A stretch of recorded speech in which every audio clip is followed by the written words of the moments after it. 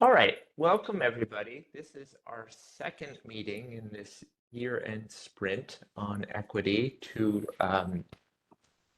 develop different possible ways to incorporate equity into the forthcoming IGP RFPs that we're expecting in April. First, I'd like to just remind you one more time of the WebEx instructions. If you can, please change your name so we can identify you and other folks will know who you are. If you've called in by phone, please merge your video and your audio. Make sure you're using the grid view. And if you feel comfortable, please turn on your camera. Any technical questions, you can chat and then direct message the Hawaii PUC and we'll try and sort it out. And also, if you can practice the raise your hand function, because we'll be using that as we go.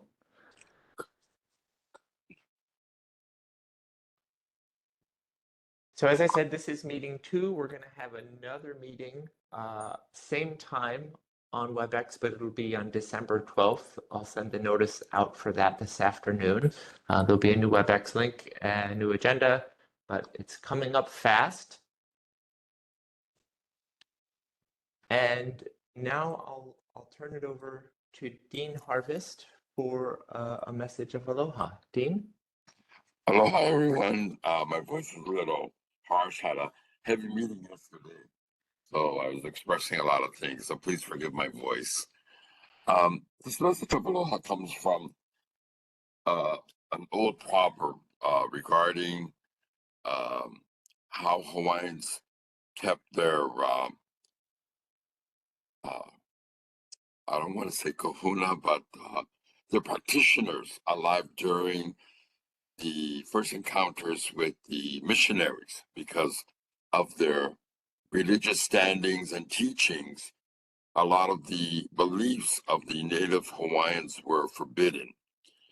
So this focuses on the word nawau. And the proverb here is kana'au loa'ana. And to do that is to teach, to enlighten with the knowledge of wisdom through science. So it is, again, once another step that culturally wise, we have established in the Hawaiian lifestyle, these things that PUC is accomplishing, has done, and is moving forward to do even more for not only Hawaii, but we can be a trendsetter for the world. So I wish you all well. Have a beautiful day. Stay dry. And hopefully, oh, my power just came back on. Okay, well, see, science works. Thank you. Aloha. Thanks so much, Dean. So next, I'll just quickly review the agenda.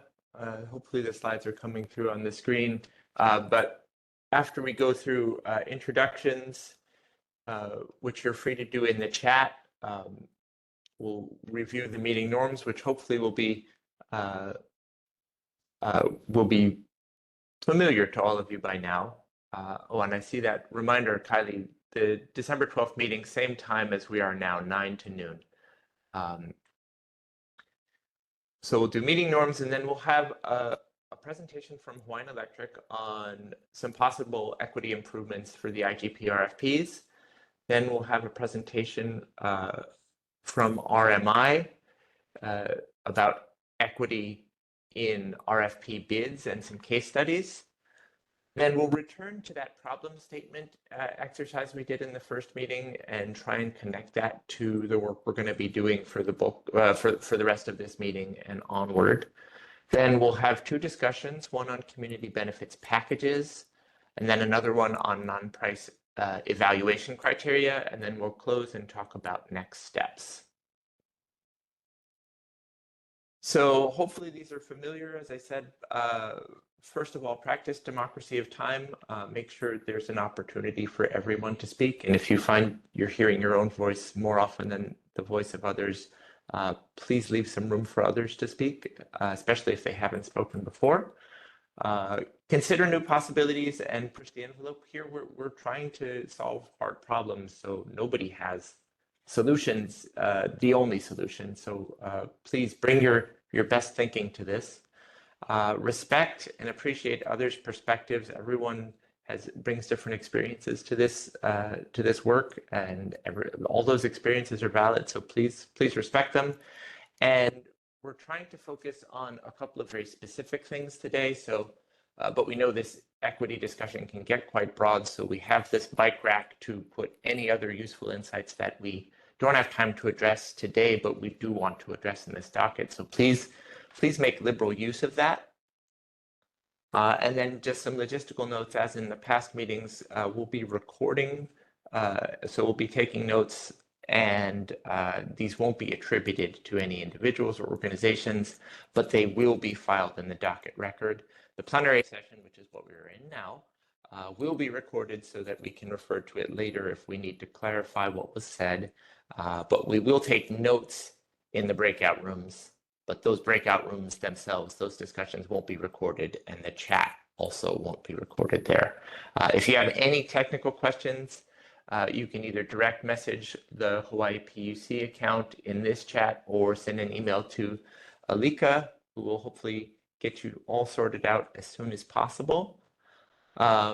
Just a quick overview of where we are in the docket.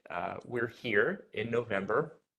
In the second meeting, we're going to have our third meeting, December 12th, 9 to noon. Also WebEx, we haven't yet scheduled the January meeting, but that will be coming hopefully shortly on the heels of our December 12th meeting. And then in 2024, we're going to launch the tracks and integrate the local consultant, all the things that we've been talking about prior to this sprint, end of year sprint. But the other big thing that we're hoping to work towards is getting the work we're doing now into the IGP RFP. So incorporating some of this thinking we're doing now into those April RFPs. So now's a great time in the chat, if you don't mind, just introducing yourself, who you are, and who you're working for. If you're working for an organization and your role at that organization, that would be great. Just pop that right in the chat so other folks can see who's here.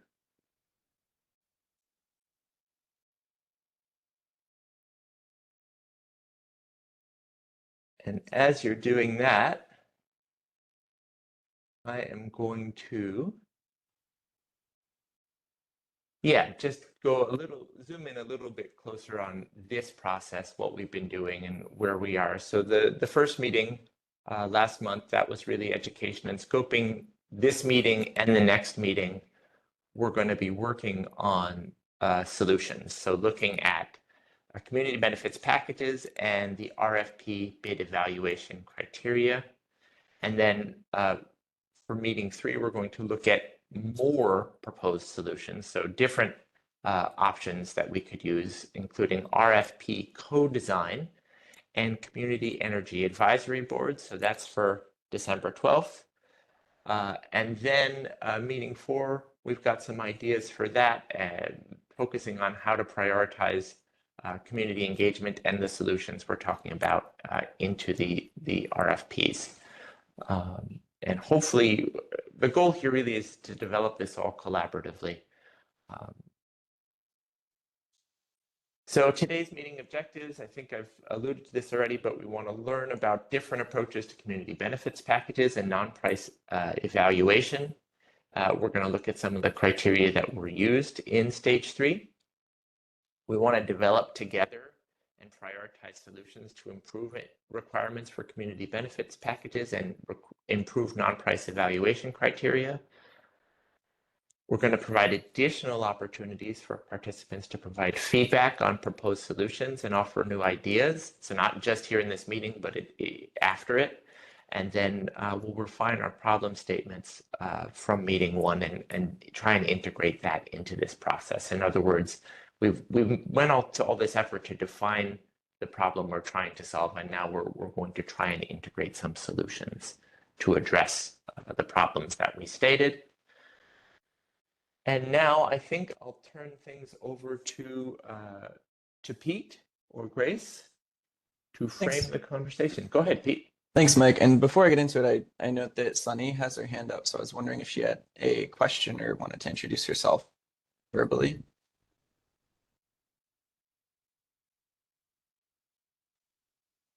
Hi. Sorry, I'm lowering my hand. No worries, Sunny. Thanks. So then I will get into it. So we just wanted to provide a bit of framing before we get into the conversation today, focusing on the two solution points we're focusing on today of community benefits packages and non-price evaluation criteria. At our last meeting, we really went over what is the RFP process and how the RFP process works. That is the request for proposal process to procure new system resources. So today we want to recap a bit of that, focusing on these 2 points, as well as discuss a bit about the why for this RFP process. So if you could move to the next slide, please, Mike.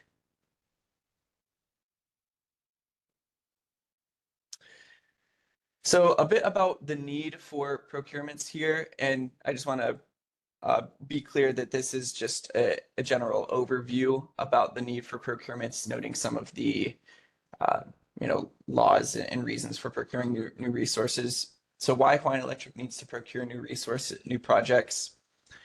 First, the state of Hawaii has several laws related to the renewable energy generation portfolio that utilities have. This renewable portfolio standard law that I call out here dictates how much or what percent of renewable energy generation, including both sales and customer-sited generation, must be from renewable energy sources by certain years. So to comply with these standards, which the next upcoming one is 40% by 2030, Hawaiian Electric needs to procure new renewable energy projects. These projects also have several other benefits, including reducing greenhouse gas emissions associated with energy generation, enabling the retirement of existing fossil fuel generators, several of which are quite old, as well as allowing Hawaiian Electric to provide reliable service to customers and serve new loads. If you think about all of the electric vehicles that are expected to come onto the system and require additional generation to serve their charging capacity within the next few decades. Alongside these needs, one question we'd like to talk about a bit is why procurements are urgent. And it's really these 2 factors combined together. Hawaiian Electric has to meet the 40% RPS as well as the future RPS laws for 2040 and 2045, and retire fossil fuel units within the next 7 or so years. Some of those fossil fuel units are expected to retire in the next 2 or 3 years, even before the 2030 deadline. And alongside this, project development, construction, permitting, everything associated with getting a project from the conception of the project through the project actually coming online and providing energy to the grid can take several years. It varies depending on the technology of the project and the specific situation for the project, but sometimes this can be 5 or more years. So if we to get new renewable projects online by 2030, procurement must begin soon, is essentially the message here. Next slide, please, Mike. So the utility process for selecting a developer's bid follows, sorry if there's some noise in the background here, follows a few steps here, and we're going to focus a bit on the evaluation of bids today. So I presented a bit about this process at our last meeting, but the utility will file a request for proposal, which outlines the requested resources and requested online date for these resources. Developers will submit bids to provide those resources, and then the utility will evaluate developer bids using a combination of minimum threshold requirements and a bid score to evaluate the bids. So these minimum requirements are essentially what the developer must do or commit to doing if awarded the project. While the bid score generally includes price and non-price criteria and is more of an evaluation on optional commitments or the scale at which a developer is meeting these other criteria to be evaluated more favorably by the utility. And then following this evaluation, the utility awards contracts to the highest scoring bids that also meet the minimum requirements. Next slide, please. Yeah, so today we'll be focusing on the bid score, and if you could just click forward a few times, Mike, to get the rest of the slide here. There we go. So the bid score is made up of both price criteria and non-price criteria. Price criteria are generally the quantitative benefits and costs of the project, including the services that the project will provide and the cost for transmission, interconnection, maintenance of the project, while the non-price criteria are generally more qualitative in nature. It might be focusing on the environmental and cultural impact of the project, the community impacts and benefits. We've got a few other characteristics labeled here. Hawaiian Electric will provide a bit more detail on the exact non-price criteria for the current request for proposal process. And so these are the criteria we'll be talking about in our discussion today. One of these criteria within the current RFP process is the community benefit packages. If you could click forward one more time, Mike. And so these generally represent a tangible payment or other benefits to support a number of benefit areas depending on the community's needs and priorities. And so we've outlined this as sort of the ideal explanation of what a community benefits package looks like. And so that's the community benefits package as a component of the non-price criteria is the component we'll be highlighting and looking at today in later discussions.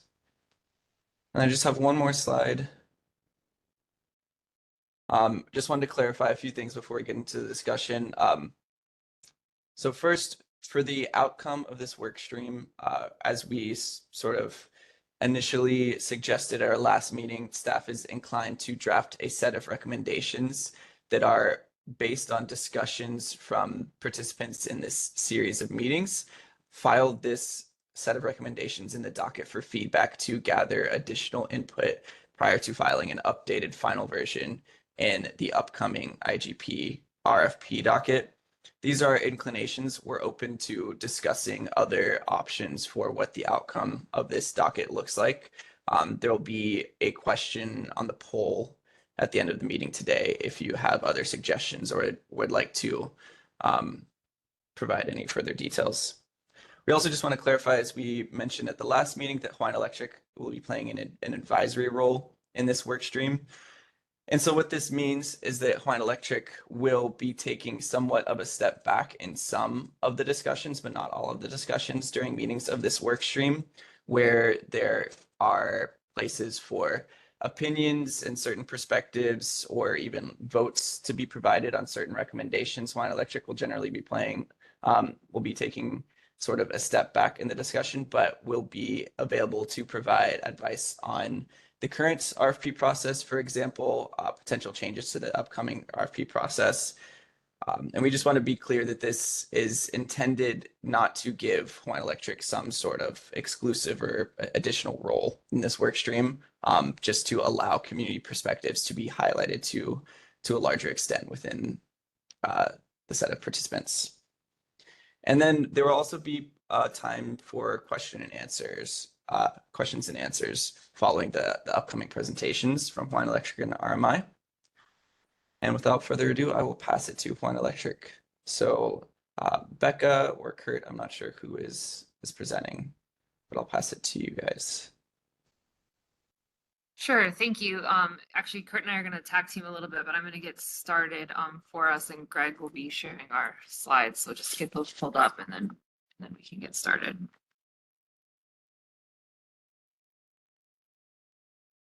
So pulling those up, for those of you that don't know me, my name is Becca Dehuff Matsushima. I'm the Vice President of Resource Procurement for Greg. You gave the wrong screen. for Hawaiian Electric, my team oversees the entire RFP process that we run, as well as we manage all of the contracts. So when we go through the contract negotiations, PUC approval, and then manage the contracts for their life. So I know we don't have a ton of time today, so I want to just jump right in. So go ahead and move to the next slide. So this slide is a very simplified overview of the RFP evaluation process. This entire evaluation is done by the Hawaiian Electric team, but is overseen by an independent observer that is hired by the Public Utilities Commission. And then the technical pieces of this evaluation are also overseen by an independent engineer. Sometimes today you might hear me refer to the independent observer as the IO and the independent engineer as the IE. I'll try to avoid using these abbreviations, but they might just slip out as that's how I usually refer to them. So we'll give a brief overview of this entire process today, but we're really, as noted by the PUC staff, we're going to focus on the non-price evaluation criteria and the community, specifically the community engagement criteria. So when we start our process, there's two initial steps, eligibility and the threshold requirement evaluation steps. And I'll go over these in more detail on the next slide, but basically at this step, these are must-have requirements. If they're not there, the proposal won't even move on to the initial evaluation. During the initial evaluation, then that's split into two criteria: non-price evaluation and price evaluation. These two scores are then taken and combined, and we'll talk about more detail about each of these shortly. But the two scores from these are then taken and combined. And we break each project type into groups. So all solar plus storage would be in one group. Sometimes we have two groups there for different sizes of storage. Wind would be in its own group. For example, the firm generators are broken up by their type. And then we pick a selection of the top scoring proposals from each bucket to move on to the priority list. The priority list is given the chance to do a best and final offer where they can only reduce their price during this stage. And then we move into a detailed technical evaluation using computer modeling before we pick the final award group. And some have asked about safety and where we evaluate safety in this process. So safety is not a specific criteria that we evaluate. And the reason being is that safety for us is a non-negotiable. It's not something that the proposals can have varying degrees of what they're going to do or not do in terms of safety. So right now, the PPAs govern the safety of the project, and it's largely based on building codes, applicable laws, both federal and state, for these projects that must be followed. And if those things are not followed, there are repercussions under the contracts. We have, however, for the IGP RFP, been looking at making these requirements even more stringent. So again, not making them an evaluation criteria, but they just be must have. If you're going to sign a contract, you're going to commit to these requirements. So we're still looking into what these might look like in terms of being more stringent. Some things, for example, it could be building to a higher risk category than the building code requires. It could be things such as required fire breaks or use of certain fire resistant materials. So those are things that we're currently evaluating, looking at what other jurisdictions do. And I see these questions that just come in chat, and I will get to that. And on some of the later slides, we'll go into more detail about the weighting of the scoring. But as I said, this is a very high level, very quick. There's a lot of individual steps within these larger steps, but just wanted to give that overview. And then we'll go into focusing down more narrowly now. Move on to the next slide, Greg. So as I mentioned, the first two steps are our eligibility and our threshold requirements. And these requirements are meant to be very clear and objective requirements. Either you've met them or you haven't met them. The eligibility requirements are set up to ensure the proposals meet the general and administrative requirements of the RFP. If I just let it play and we both talk over it, or is it Marty, I more? think you're not on mute, Marty.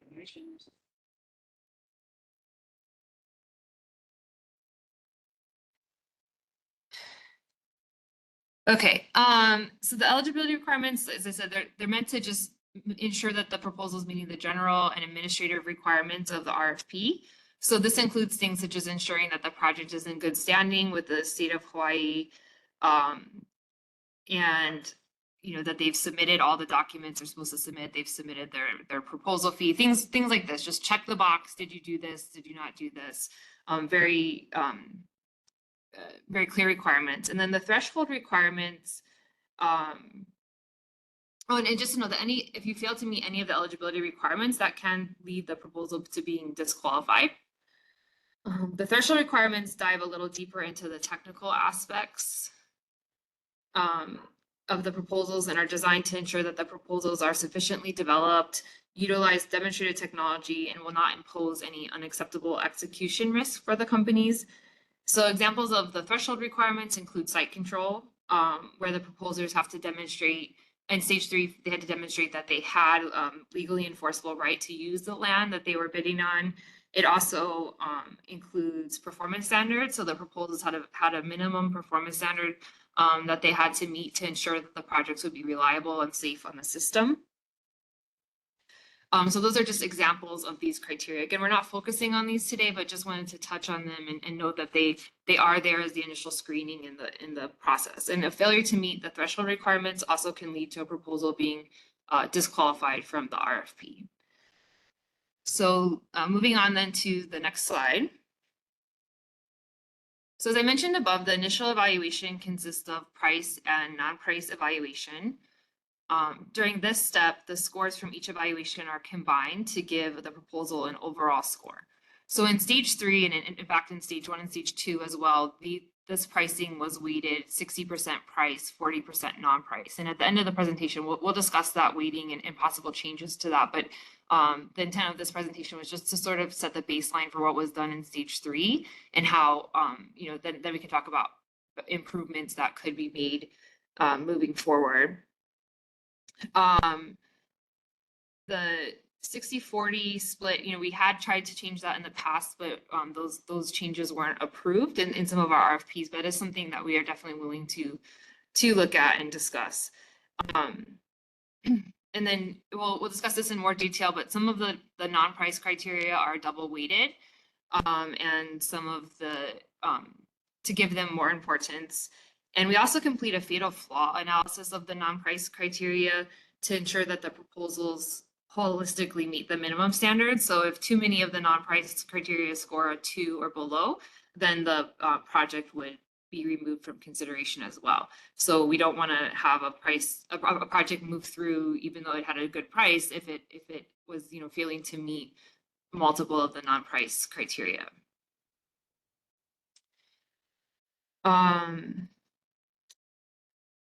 Okay, so moving on to slide 5. So the non-price criteria are selected to reflect the characteristics that the company values in the projects, but as well as things that we've heard that stakeholders in the community value in renewable energy projects. And we double weight the criteria that we through feedback from stakeholders have deemed are most important to the project, or that we know are extremely important to ensure the actual success of the project. In the RFP, the developers will find the scoring criteria. There's detailed paragraphs about what we're looking for under each of the non-price criteria to give the developers direction on what the requirements are that are needed in the RFP. Okay, and then moving on to the next slide. So there are 11 non-price criteria in stage 3. You can see those listed here. The left-hand column shows the criteria that were double weighted in stage 3, which includes the community outreach and community benefits, as well as state of project development schedule, which is super important. What we found from our first 2 stages, and ensuring that the developers have correctly implemented into their schedule or taken into account in their schedule all of the requirements and things that need to be done for actually getting the project built on time, and then performance standards. And this is to ensure safety and reliability on the grid. And then on the right hand side, you see the other criteria which are important, but which have been are not double weighted, but still impact the non-price score in stage 3. And then in stage 3, we also, what we did is we implemented one overall non-price criteria, which looks at underperformance of in past projects by developers in the state of Hawaii, and it allows for point reductions from the score based on the previous performance of the developer.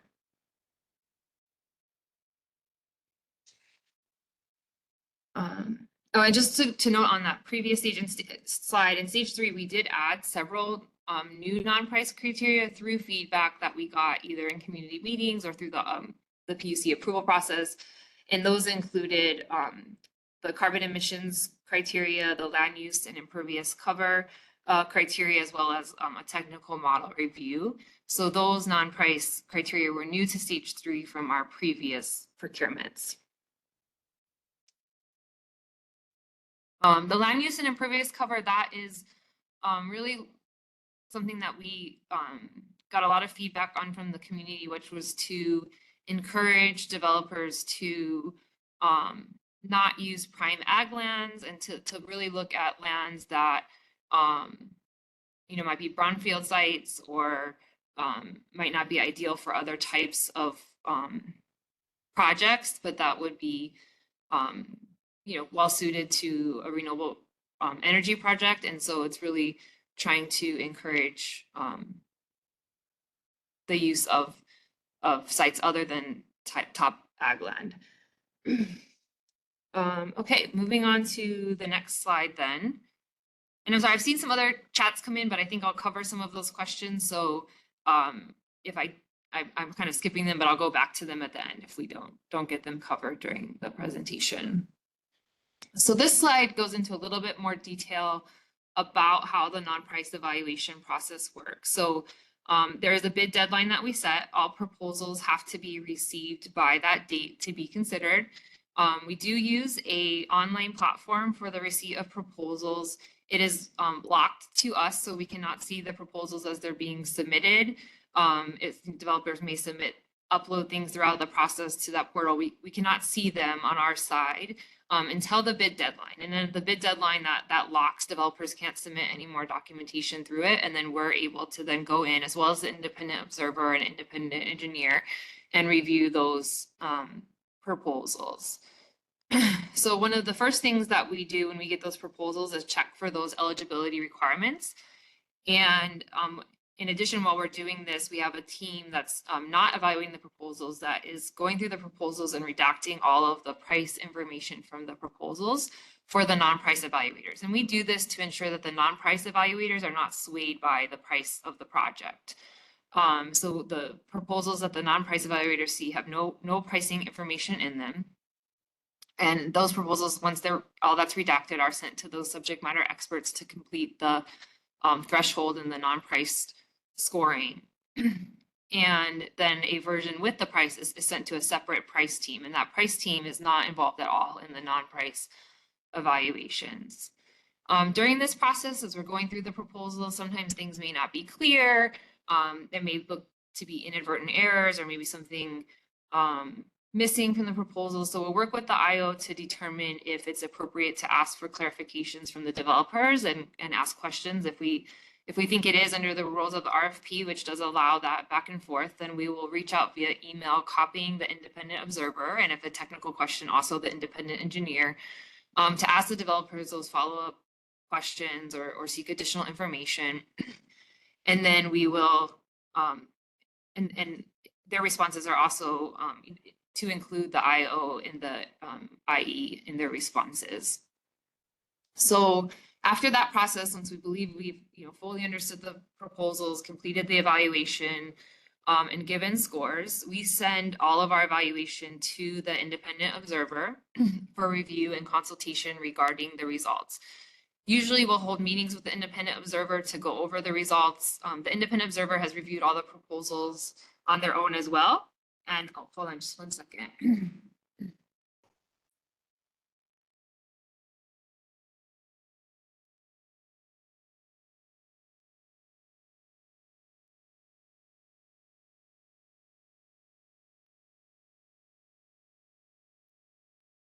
Sorry about that.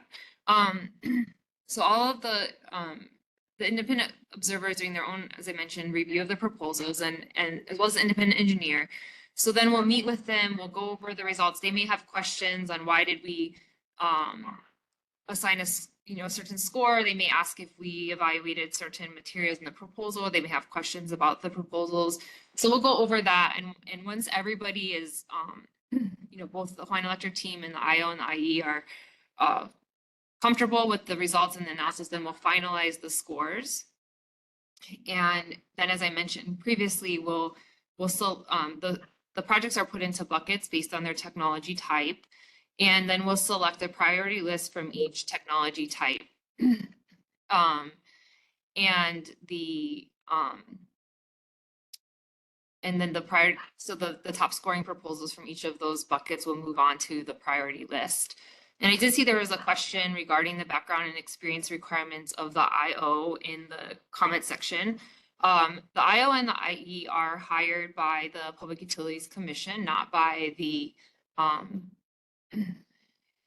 not by Hawaiian Electric. So I'll have to defer to the commission on that question regarding their specific experience and requirements. But my understanding is that they do engage in this process in other jurisdictions outside of Hawaii. And the IO has actually been involved in all three of the Stage 1, Stage 2, and Stage 3 projects. And so it's gotten very familiar, I think, with Hawaii during that process. But maybe after the presentation, I'll ask the PUC to go over the experience and requirements that they look for when they hire those consultants. Okay, moving on then to the next slide. Actually, at this point, I'll turn it over to Kurt, who's going to go over in more detail than the specific non-price criteria of community outreach and engagement.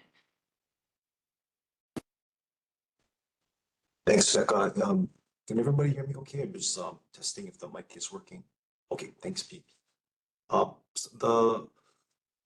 Appreciate the PUC sharing the pre-read material. I don't want to spend too much time and leave more time for discussion. A lot of the specific details that are in the RFP were provided in the pre-read. So I'm really going to be providing a higher level overview.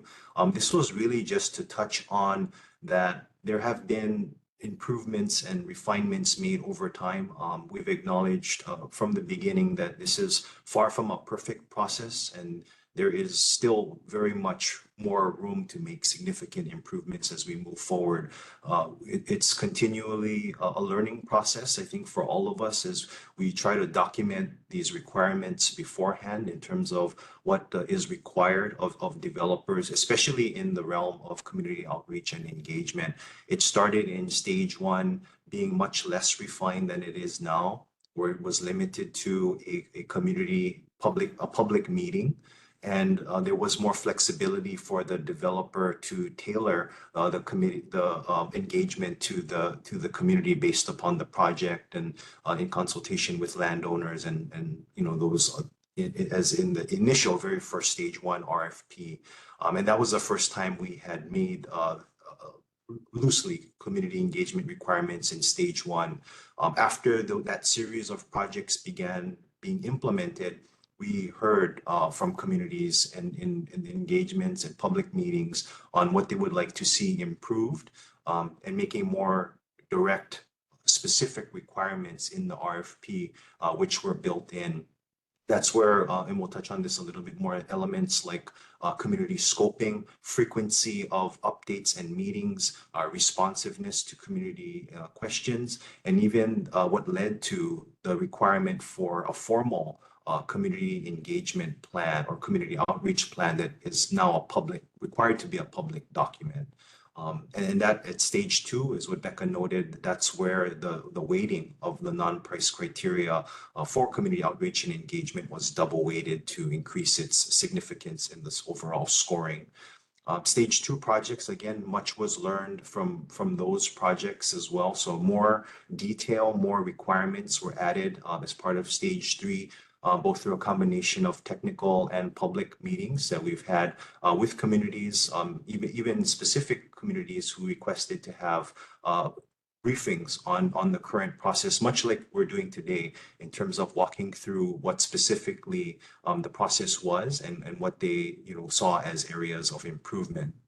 And so that's where more requirements were added, more refinements to the scoring, prioritization for certain things. And a lot of this can be credited to the feedback that was received by the West Oahu Kalailoa Clean Energy Ohana during the Community-Based Renewable Energy, or CBRE, also known as Shared Solar RFP, which ultimately stemmed from the work that was being done from Molokai and the engagement that was being done there.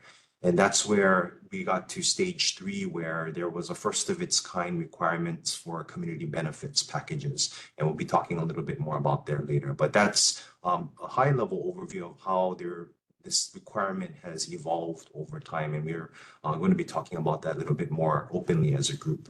Next slide, please, Greg. So just in terms of the different components that are required, they're very specific now. And again, it didn't start off that way, but it's very detailed, as you'll see in the pre-read materials, in terms of what developers are required to communicate in these preliminary meetings. They're not able to advance unless they provide project specifics. They show renderings, they show maps, they show the documentation of community scoping in terms of who they spoke to, who they plan to speak to, what the frequency of the community briefings will be.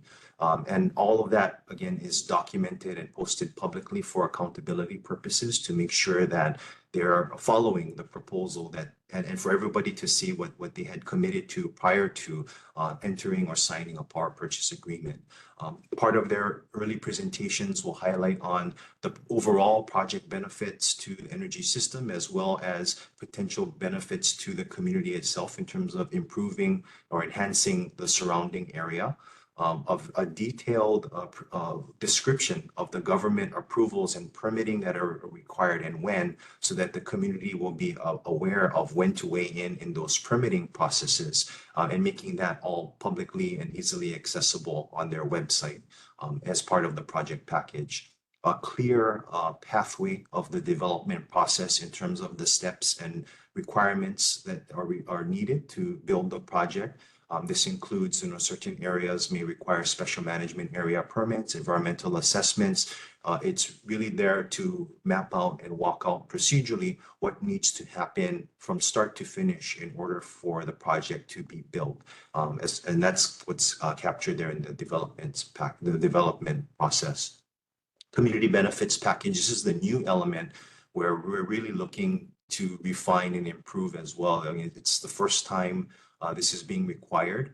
We're taking our best attempt at trying to work with partners, listen to community feedback. There's recommendations, not only lessons learned from a lot of previous engagement, including the state energy offices, Energize Kako, and there's a really useful tool that is linked to or referred to, in addition to Energize Kako, is Ulupono Initiative's participatory budgeting process that we point to as a recommendation document for developers to reference as they're working with communities to establish community benefits. So trying to leverage a lot of the previous work that has been done so that developers can use that going forward. But again, there is significant room for improvement in this area because it is a new element that has been added to stage 3, and we'll be diving a little bit more into that as well.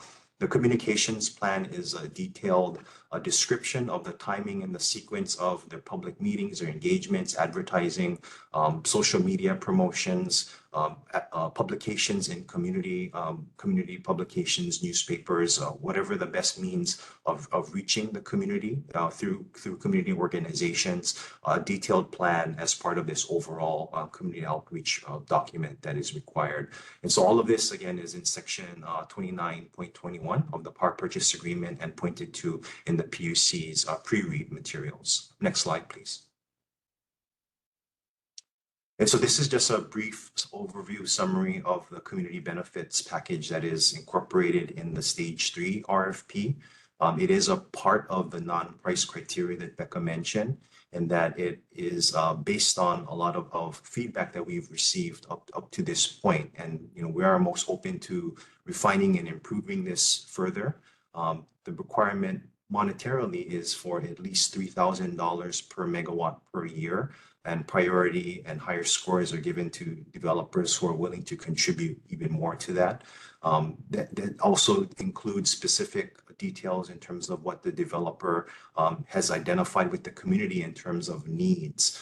We want developers to create a document that not only identifies the benefits themselves, but the process in which they engaged into developing those benefits. So it starts with talking to community organizations, talking to the community to identify what the specific needs are, and then through the engagement process, refining actions to address those community needs. And so the part that I know is still open to refinement and discussion as part of today's discussion is the specific definition of host communities. Currently in the stage 3 RFP, there is some flexibility for the developer in terms of defining where exactly the host community is. It could potentially be expanded to broader than the immediate area. Initially, there was a proposal to perhaps use existing boundaries like census tracts or zip codes as defining host communities. But again, both Hawaiian Electric and the PUC are both open to, how to define and refine that moving forward.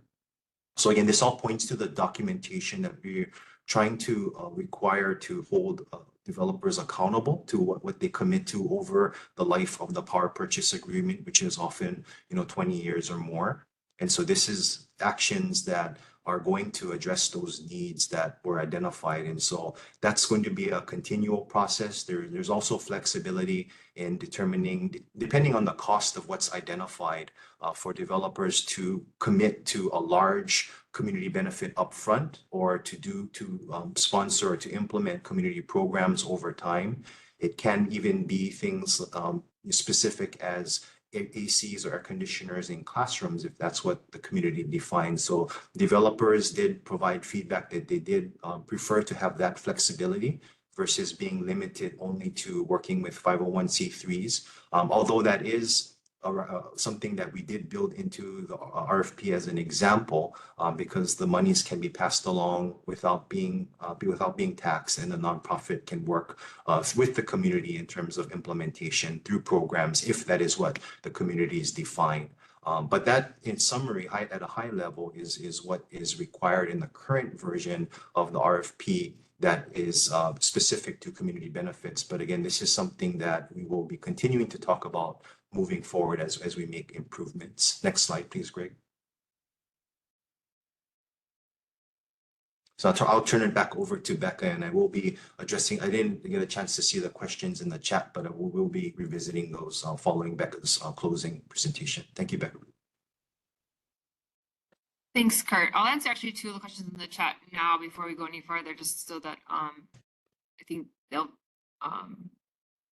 be there. So to answer the first question that I saw, where did resiliency factors get counted? So I noted this at the beginning of the presentation, but so these are not actual evaluation factors. So for us, these are things that are non-negotiables. So they're not something that we're going to evaluate and say, you did a good job, you did a bad job. These are just requirements that have to be met to participate. So the PPAs require that you meet these, that you meet the laws regarding these things, as well as building codes. And then also we have minimum requirements for performance criteria, but then there is a non-price performance criteria that would be evaluated where you go above and beyond the performance. And as I noted, we are looking at increasing these requirements. Again, not to be something that you get evaluated on, but just you have to provide them. And we're definitely open to feedback on those. Right now, we're going through and looking at best practices and what other jurisdictions might do. And as I noted, those could be including things like the fire resistant materials, adding fire breaks, even if the building code or the fire department doesn't require it in their review of the building permits. building to a higher risk threshold than the building code might require. So those are things that we're currently evaluating whether we should add even more stringent requirements than what the current laws and codes require as part of our PPAs. But again, those would just be requirements. They wouldn't be something that we'd be evaluating because we wouldn't be looking to make those negotiable with the developer if we're deemed important for resilience and safety. And then the qualifications of the subject matter experts, just the subject matter experts are people within Hawaiian Electric that do the work or similar work to what we're asking the developers to provide in the non-price criteria. So for example, Kurt, who works on our community engagement and outreach and has done community benefits packages, worked on those for our own facilities. He's reviewing that for those bids that come, the community engagement piece that comes in. Our performance criteria being evaluated by our system operation personnel, things like scheduling and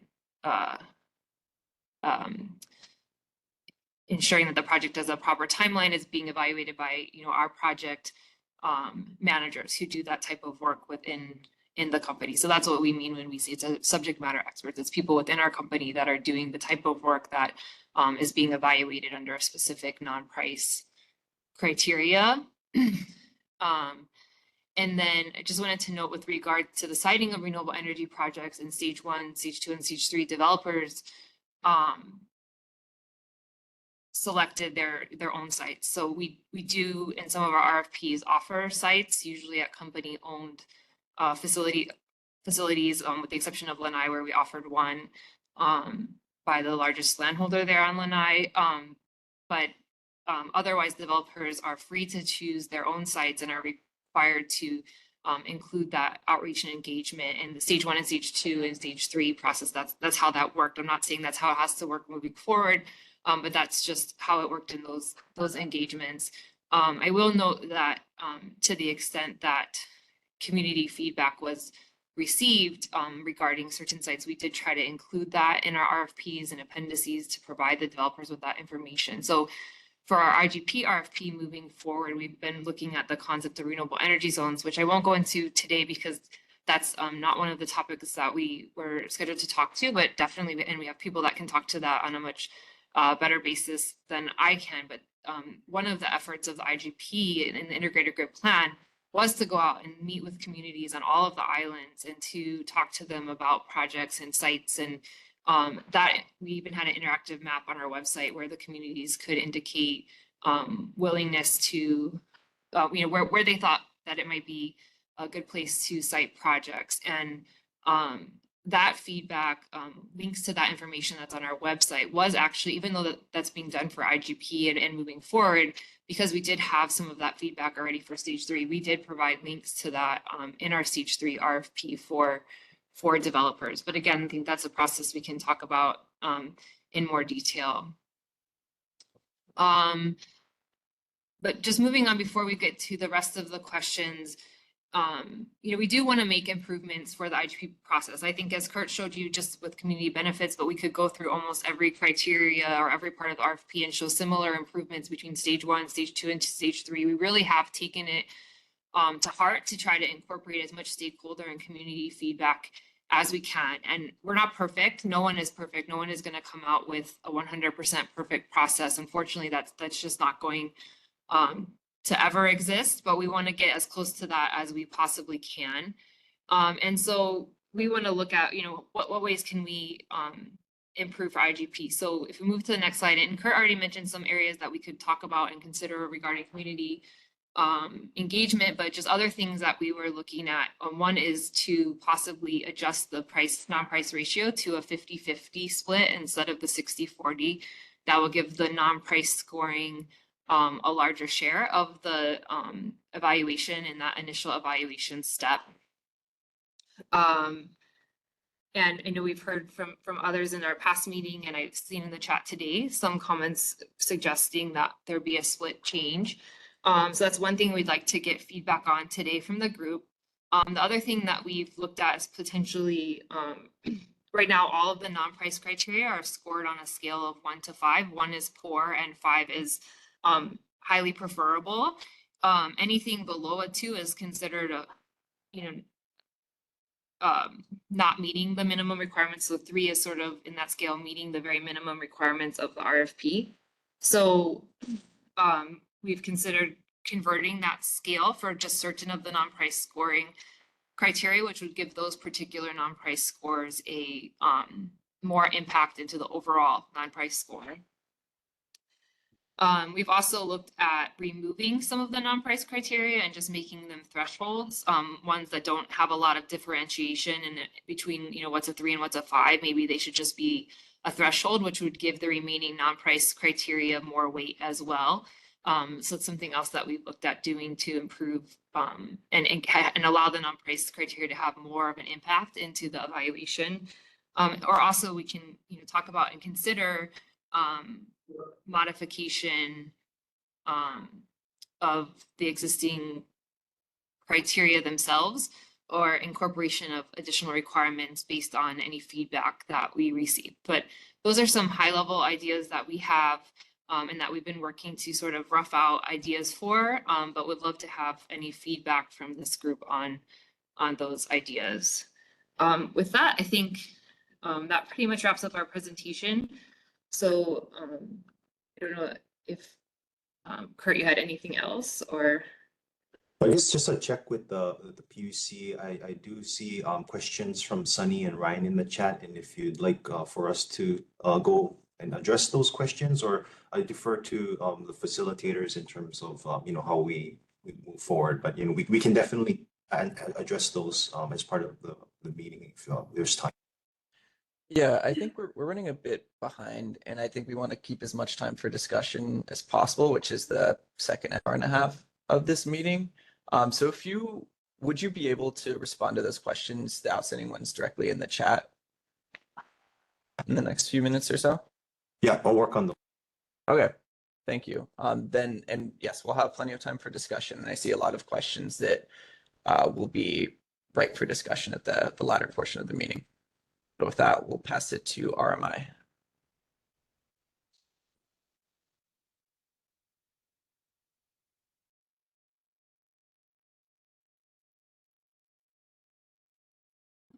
Thanks, Pete. Just getting this up and going.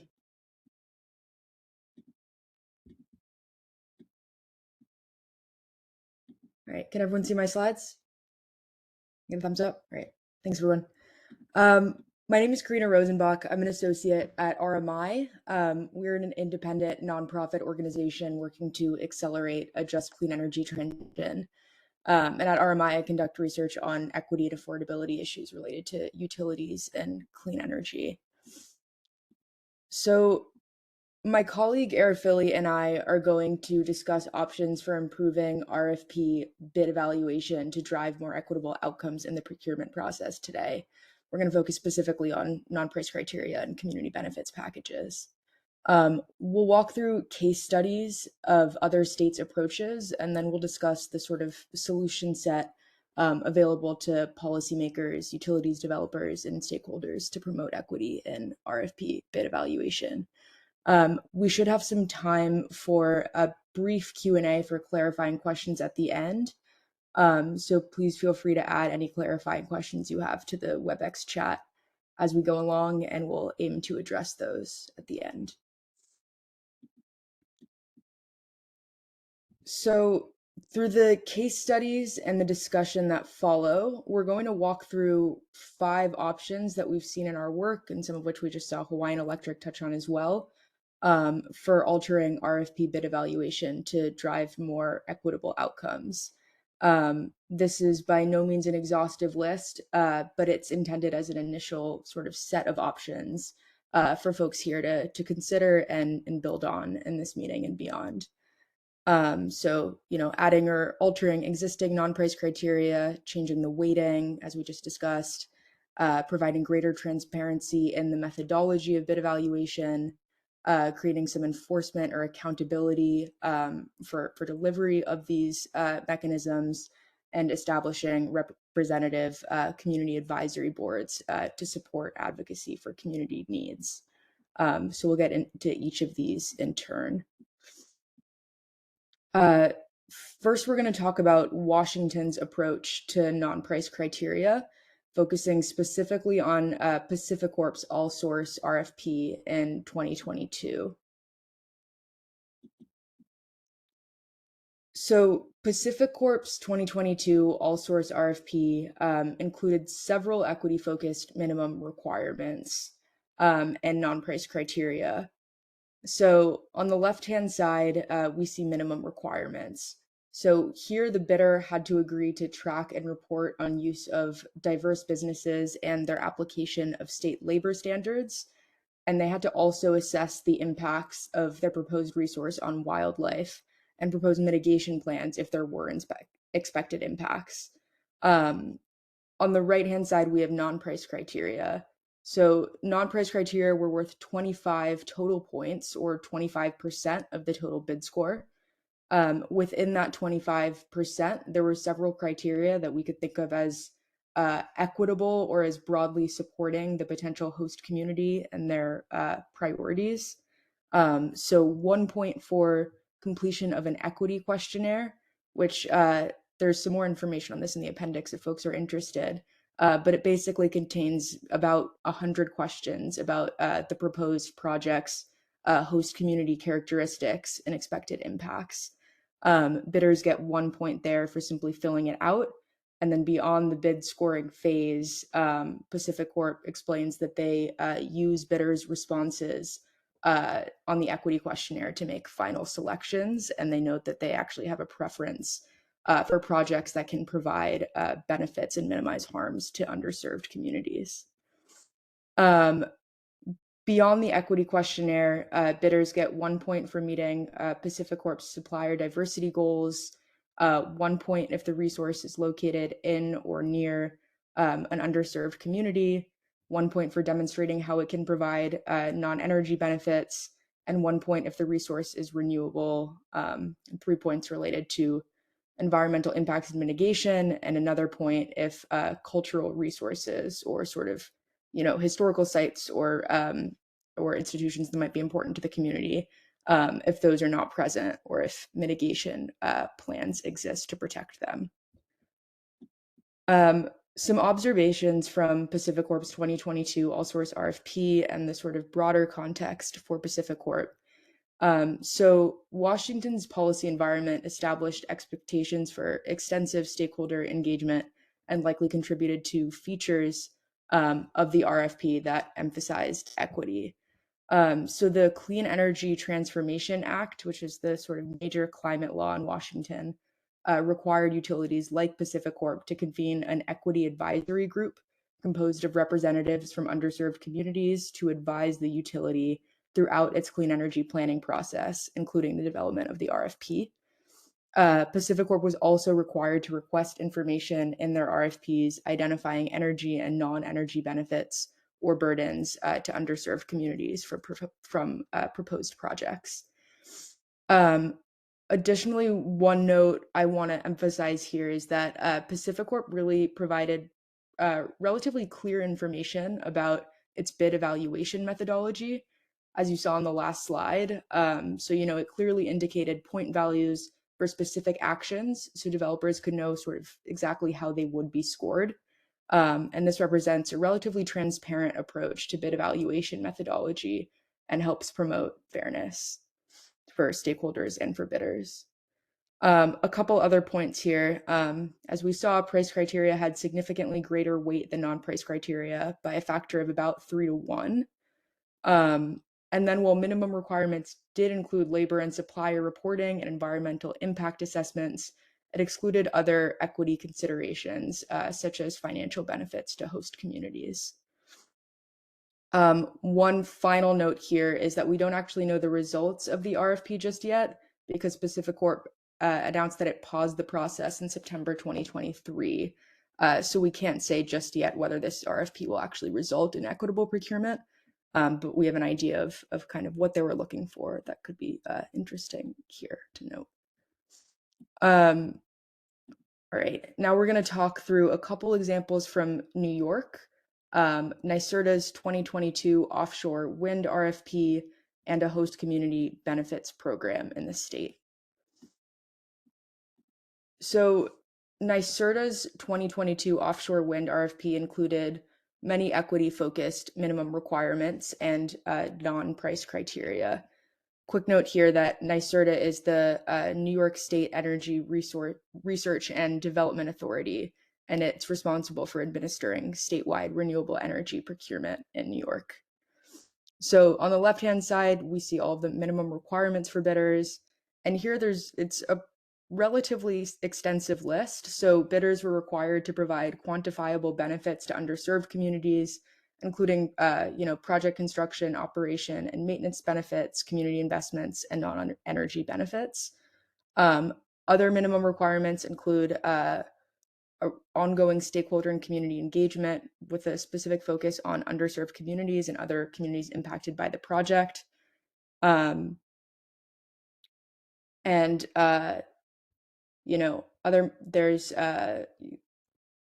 had to pay the prevailing wage for workers on the project, institute a collective bargaining agreement for workers, and provide an opportunity for local suppliers to provide materials for the project, as well as environmental and carbon reporting measures. On the right-hand side is the bid scoring evaluation. Non-price criteria were 30 total points, or 30% of the total bid score.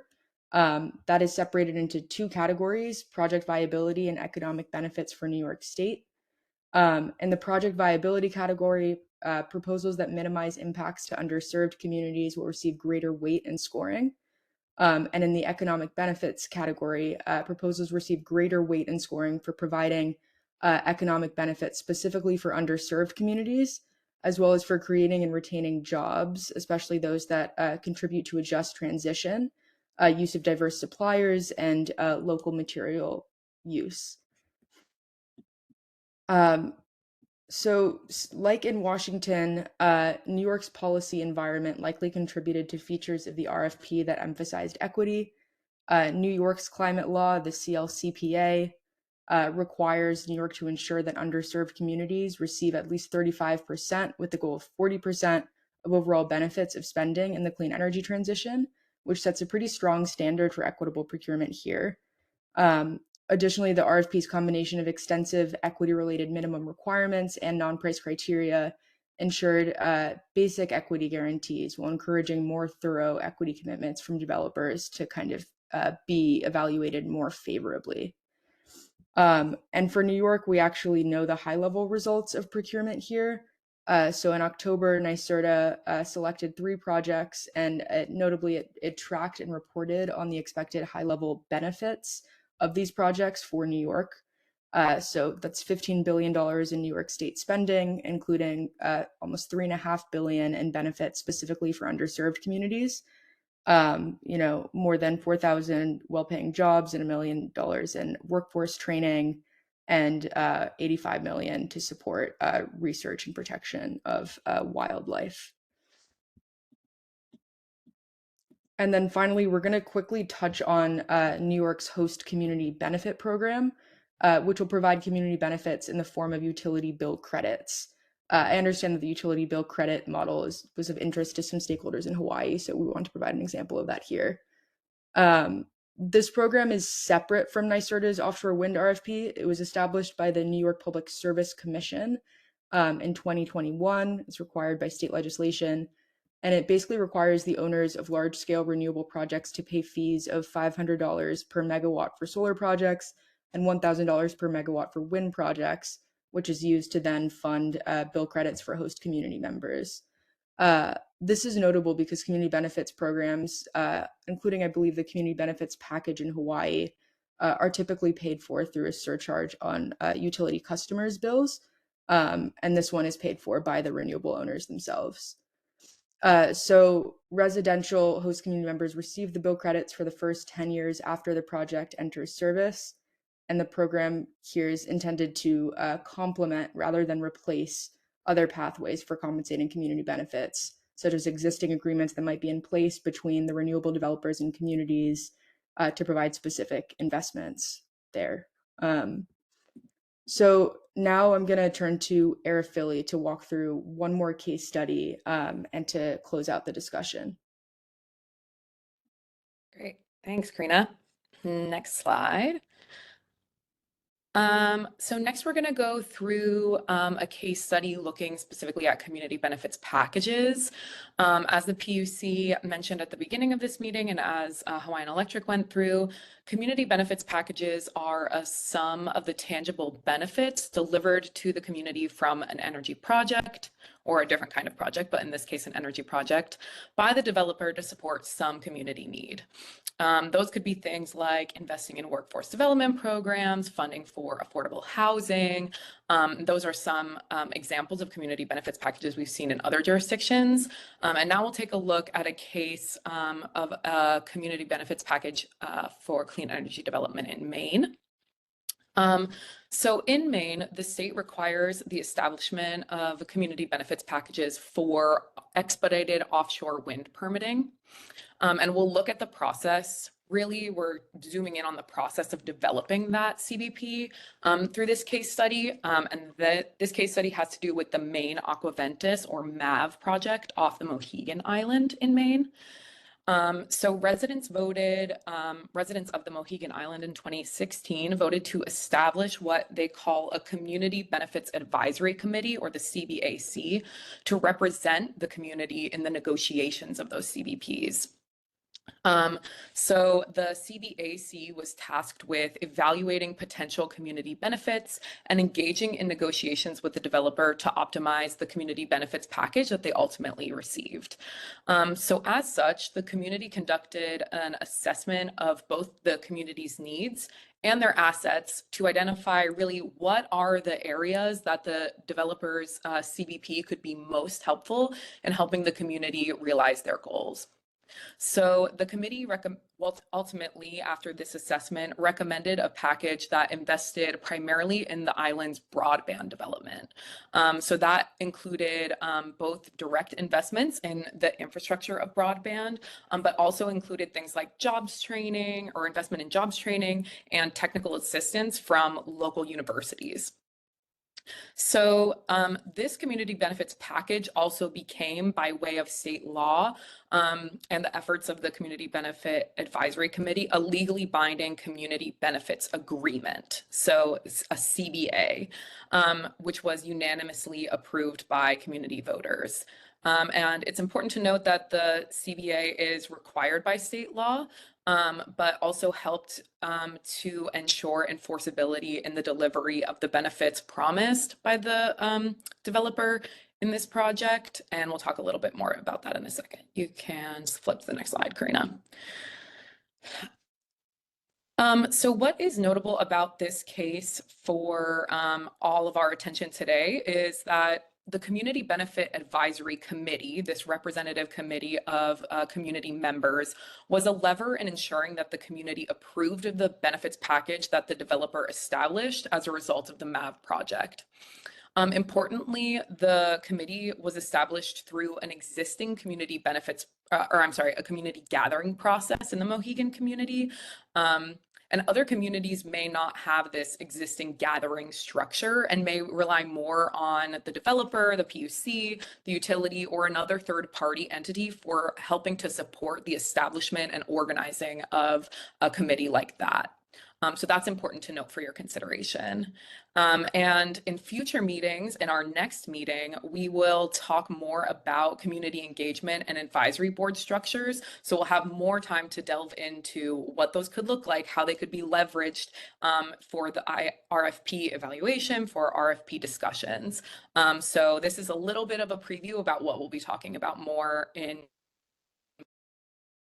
next, the creation of the Community Benefits Agreement, which is legally binding, as I mentioned, and signed by all relevant parties, is an important tool in helping to enforce the delivery of the benefits that are promised in community benefits packages. And lastly, Maine's policy and regulatory environments created the conditions necessary for the development of the CBP and the CBA to be delivered, as these were requirements for the developer to get the permit for developing this site. Next slide, Karina. So just really quickly want to summarize some of the key takeaways from these case studies. You can skip this slide too. Karina mentioned at the beginning of this presentation, all of these different 5 considerations that we wanted to explore through these case studies.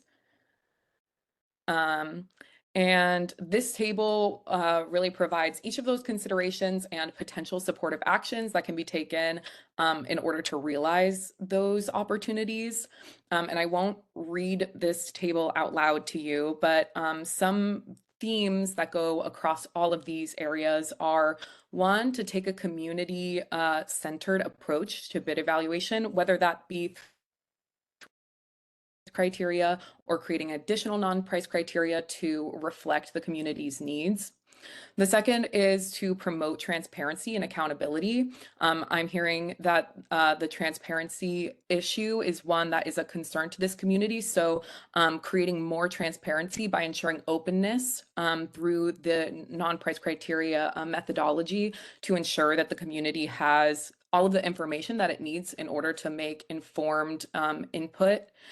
And lastly, to ensure representation by empowering communities through things like data and advisory boards to provide input on what CBPs are necessary and actually helpful to their community in order to create more equitable outcomes.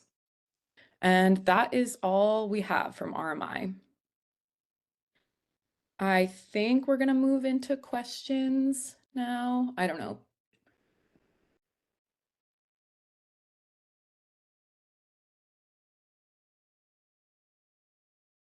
I think we have time for maybe 1 or 2, but not more than that. But happy to have you respond in the chat as well as Hawaiian Electric has been doing.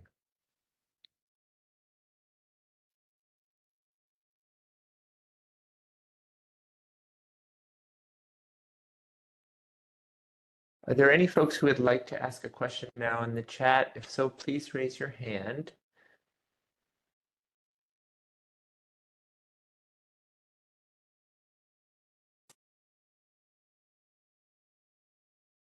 We do have a question from Ryan in the chat, from Ryan Hurley. Ryan, if you'd like to speak your question, or you can just ask RMI to address it in the way you posed in the chat.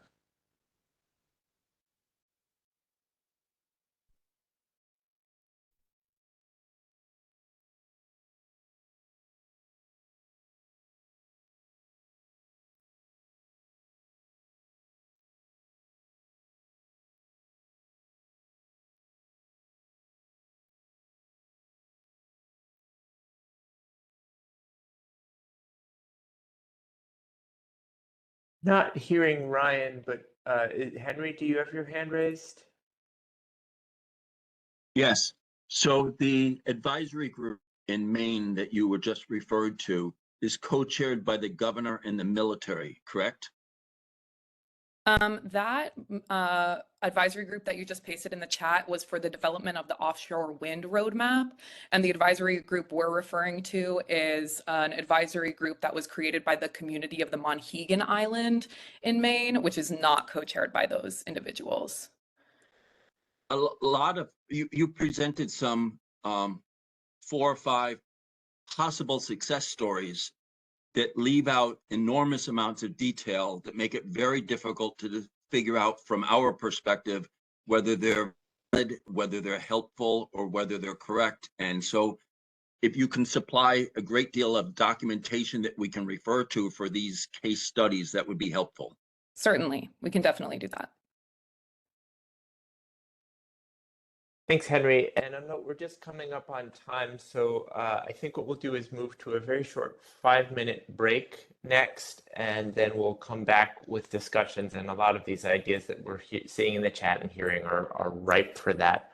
So I have 10:21 right now. If we could all be back by 10:26, and we'll get into some of the discussions. Thanks, everyone. Talk to you again shortly.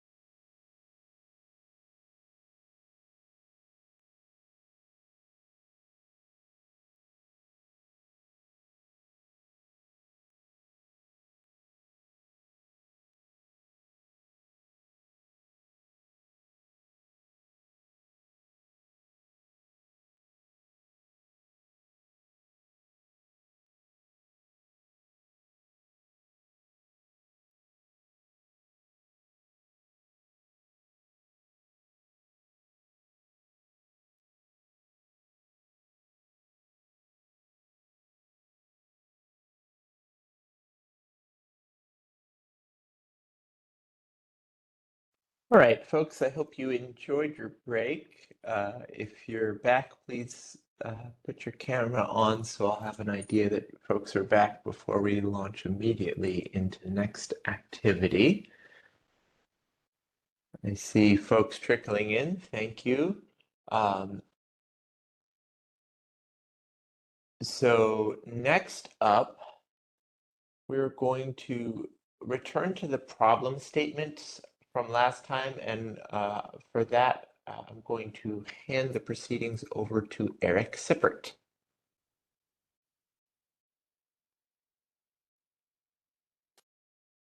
Good morning, everyone. For those who don't know me, my name is Eric Sippert, and I'm at the Public Utilities Commission through a Department of Energy Clean Energy Innovator Fellowship. Could you bring the slides back up, please?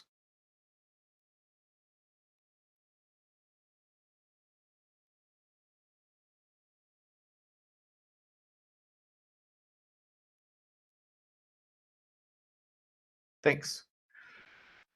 So the purpose of this quick activity before we get started discussing non-price criteria and community benefit agreements are to connect this meeting to the last meeting we had at the end of October.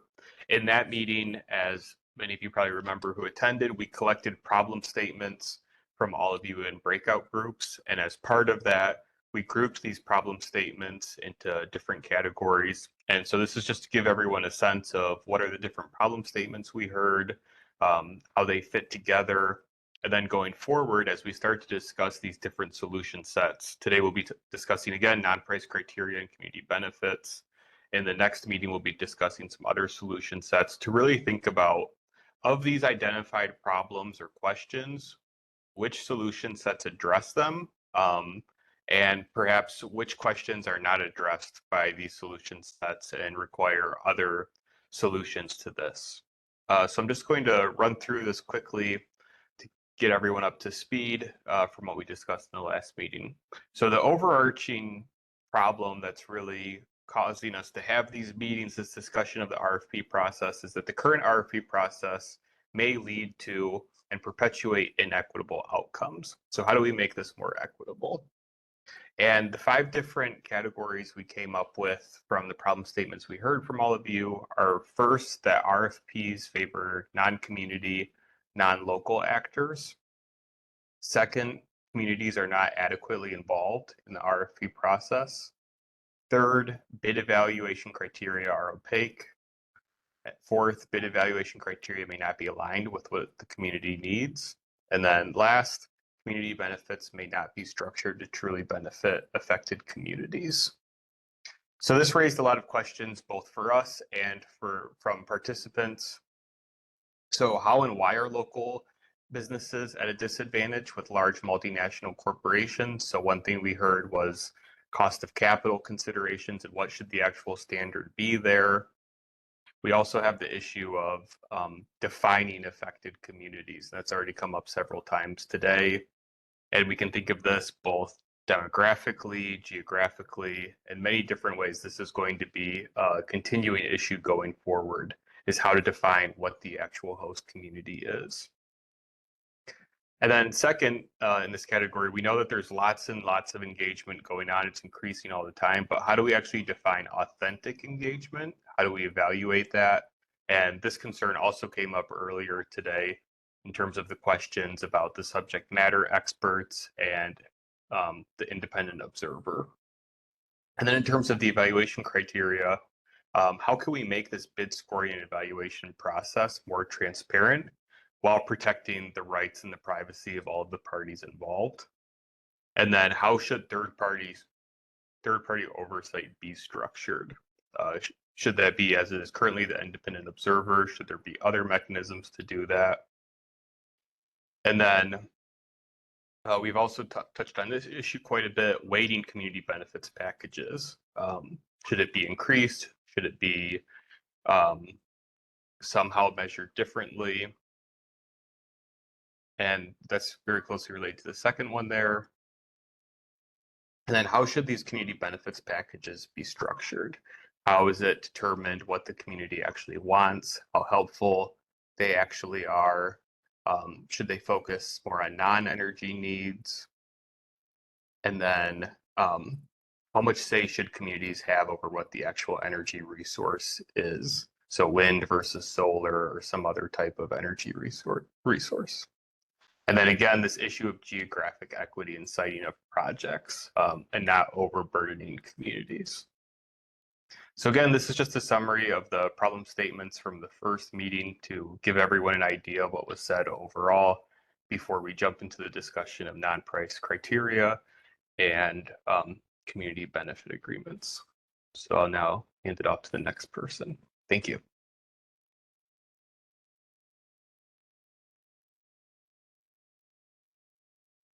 Thanks, Eric. And as you just said, we're going to move now into our discussion of community benefits packages. I think, Pete, you're going to lead that facilitation? Yes, and I think Great. Eric will be providing some assistance throughout as well. So thanks, and you can stop sharing the slides.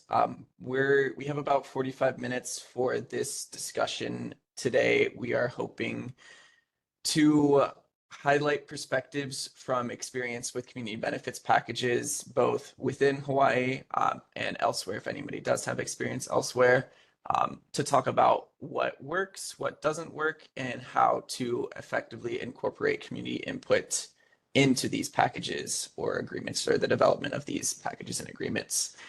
And so we shared via the chat and yesterday via email a document that provides a bit of an overview of what this activity will look like, as well as, importantly, a working list of ideas to improve community benefits packages. So basically, I don't want to talk too much before to take space from the discussion, but we'll have this fishbowl, which is just a set of informal panelists who have experience with community benefits packages. We'll start with an opening question about that each of these panelists will get to provide, share some of their perspective on community benefits packages and the purposes I highlighted earlier. And then we'll open the floor for further questions and additional discussion amongst the full group. So if you have questions while folks are talking, and if you'd like to direct them to anybody in particular, please feel free to put them in the chat or raise your hand. We'll start off with just a few panelists here. We have Sunny and Melissa from Kahuku. We have Kurt from Hawaiian Electric, and we have, I believe, Ren Westcote from Long Road Energy. So if I could first ask Sunny and Melissa, if you would like to share some of your perspectives on community benefits packages based on your experience. And let's say 3 to 4 minutes or so to kick us off. And I can provide you additional guiding questions if you'd like.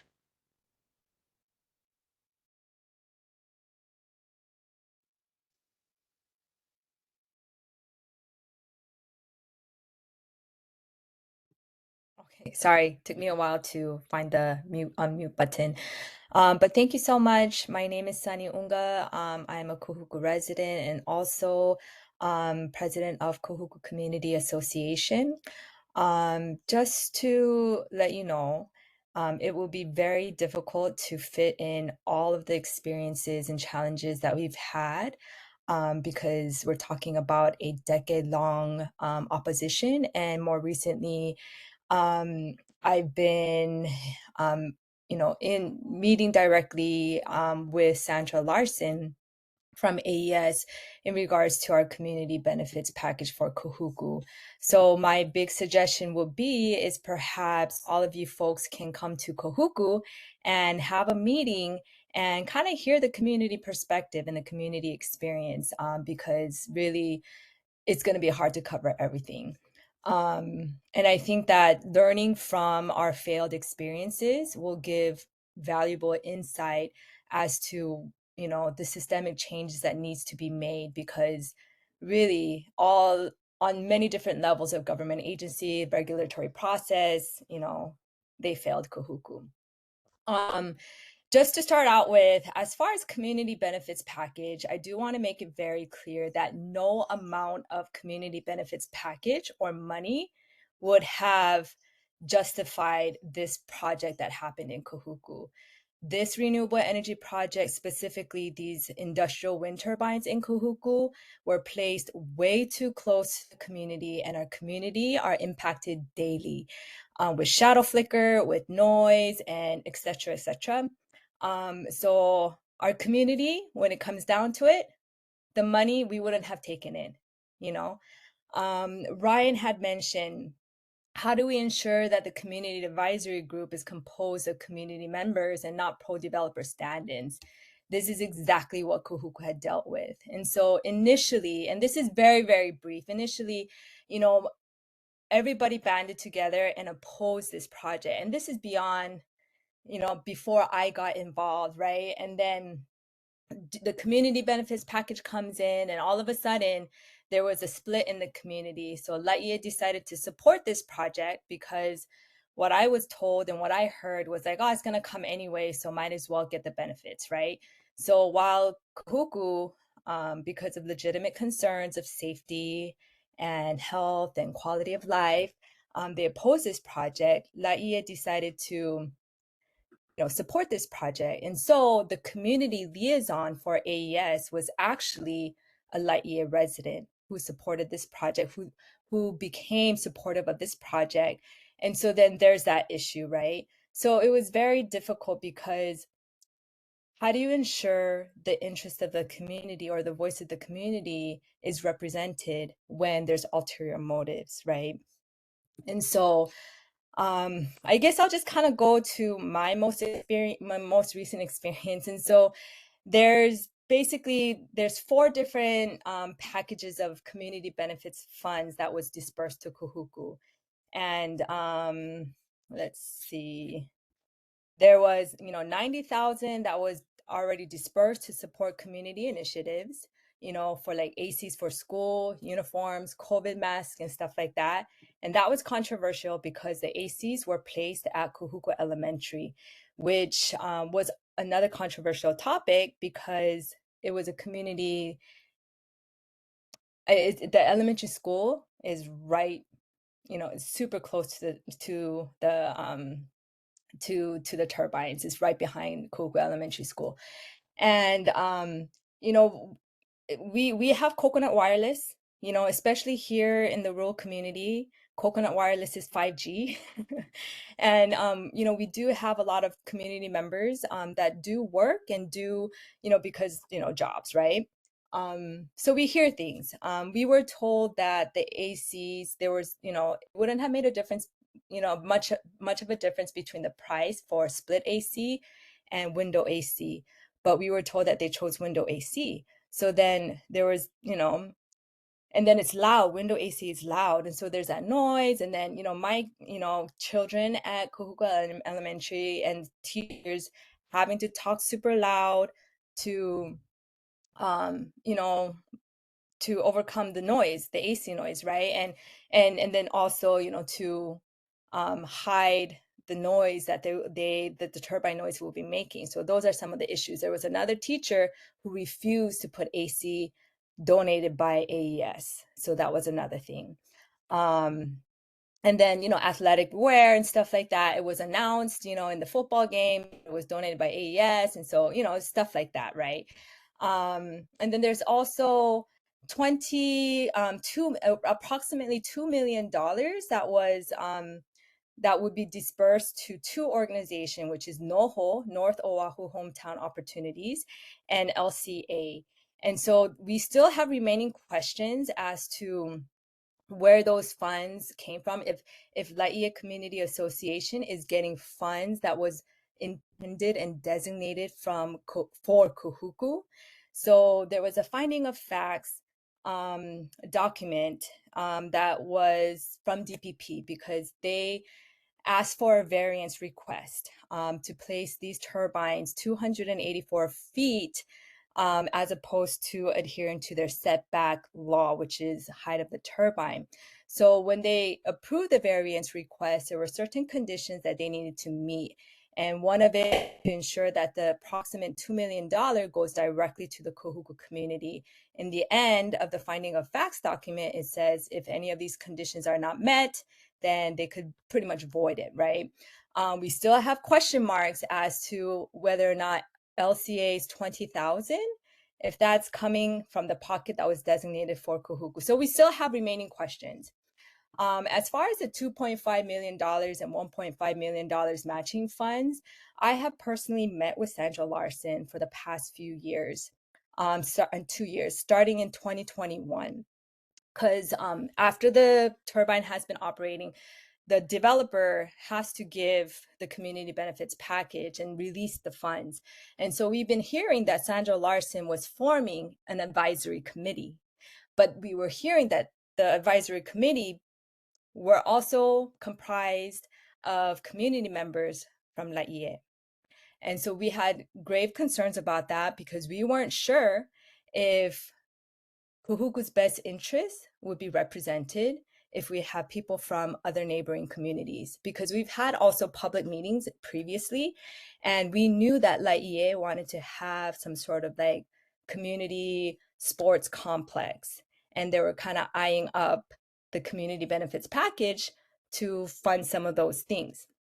And so we met with Sandra Larson, and we had told her that we strongly oppose comprising the advisory committee with other community members, because we felt like they cannot have Kahuku's best interests at heart. So that was a huge controversial thing. We even put out like a survey to the Kahuku community to see how they felt about it.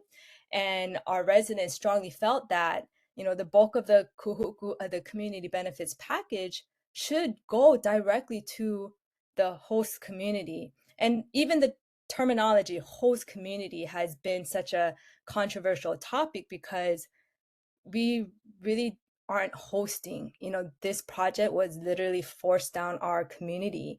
And so labeling it host community doesn't accurately depict. I know that was kind of one of the comments in the chat box, but so I just wanted to kind of like illustrate that point as well.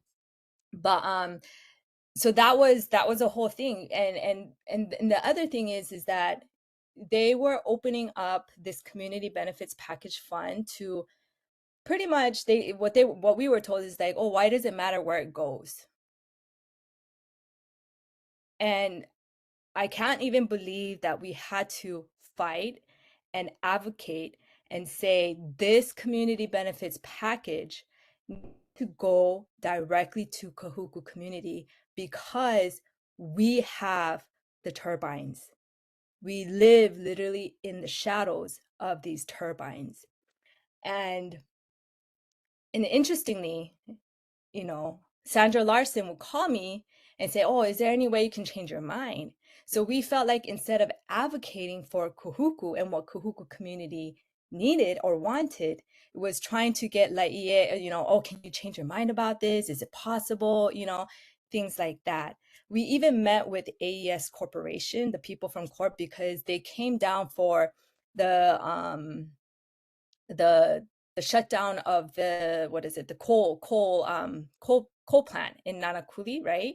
So we requested a meeting with them, and we showed them the survey result, and we told them why we feel strongly that the community benefits package should go to a project in Kahuku.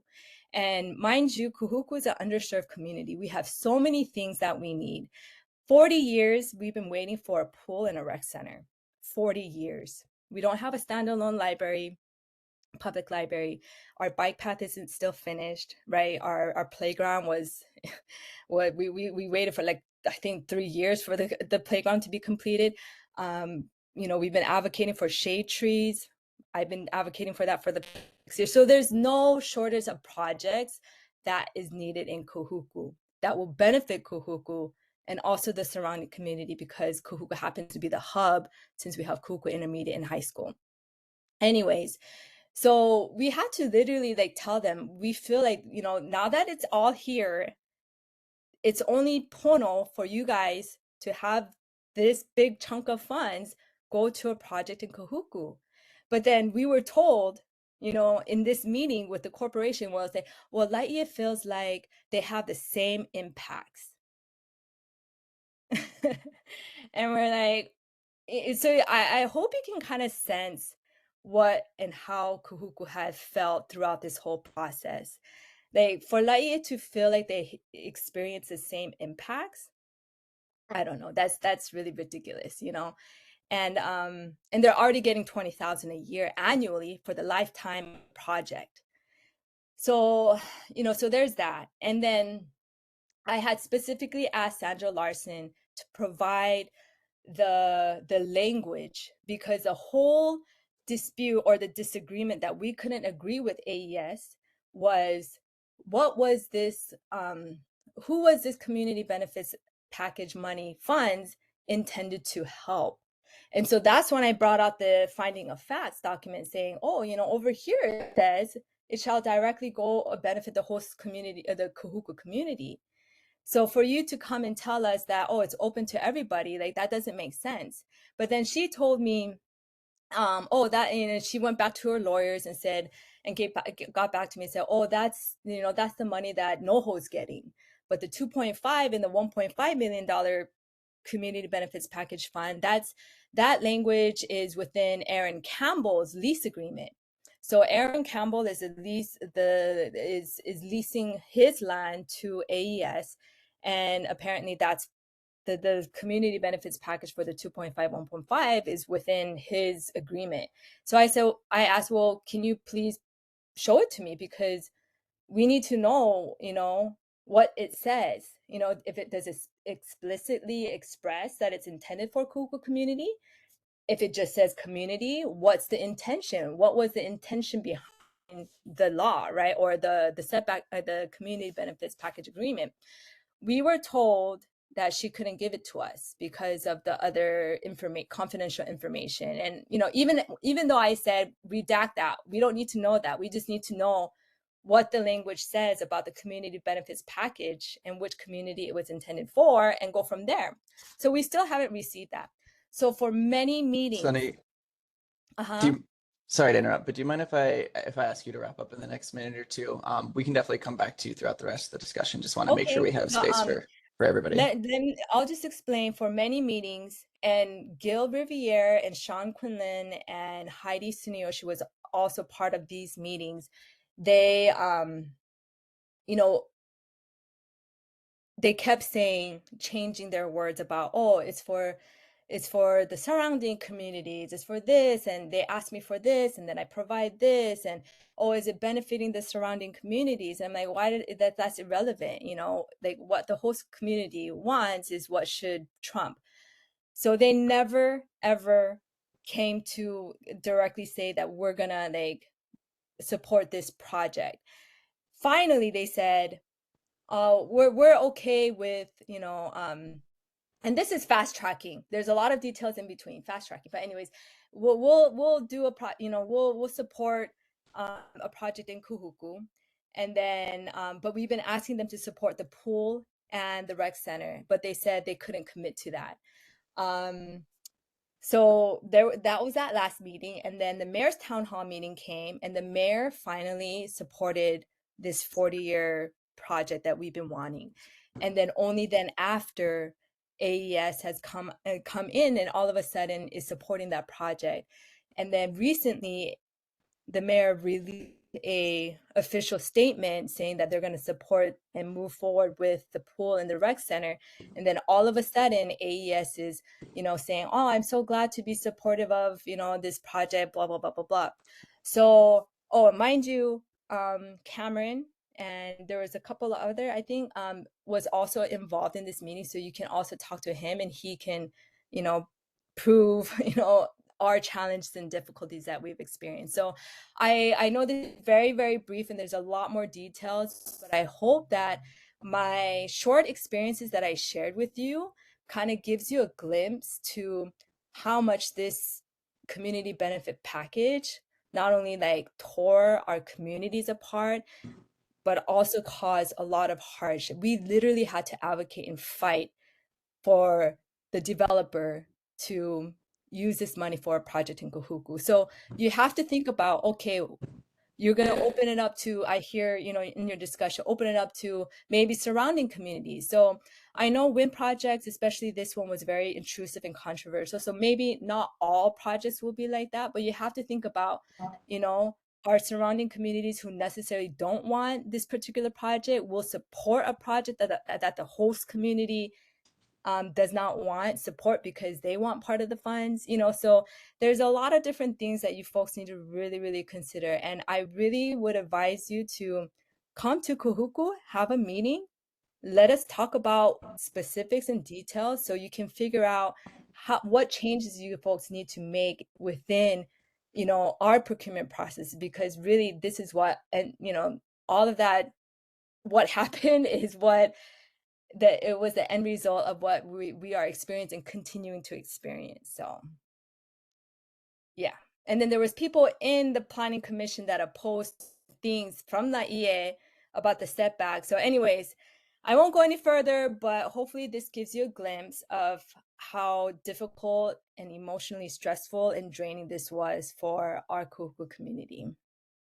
Thank you, Sunny. We really appreciate it. I understand it's difficult to relay your experiences from the past decade or so, just within this short time. So this is not yeah, so. but I appreciate the experiences you relayed, and hopefully it's helping give all of us some real understanding of experience and why with community benefits packages. Thanks. Next, I wanted to pass it to Ren Westcoat of Long Road Energy to ask if you could share some of your perspective on community benefits packages and why from your experience as a developer. Sure. Thank you. Aloha, everyone. Happy to be here. Sunny's explanation of what happened in Kahuku is I think that is I'm just getting nervous because that's the situation, and I think everybody, whether you're in a community or you're a project developer, that's like the one thing you really want to avoid is just a really tough, emotional, just a project where the community, you know, everyone is put on the, you know, feels like the project is not really benefiting everybody. It's not just that there's opposition to the project, but I mean, we're not, you know, we want to, you know, I'm sort of speaking in general, you know, and I'll just speak for myself, but as someone who wants to create more renewable energy so we can burn less oil, right? That's kind of what I'm going for. I want everybody to support a project, you know, and everybody in the community. I want to find places to build projects where everybody supports it, whether you're, you know, whether you're just turning on your lights somewhere else on the island or whether you live near a wind project or a solar project. And that's exactly the situation. And I think all of us are trying, you know, really trying not to get involved in.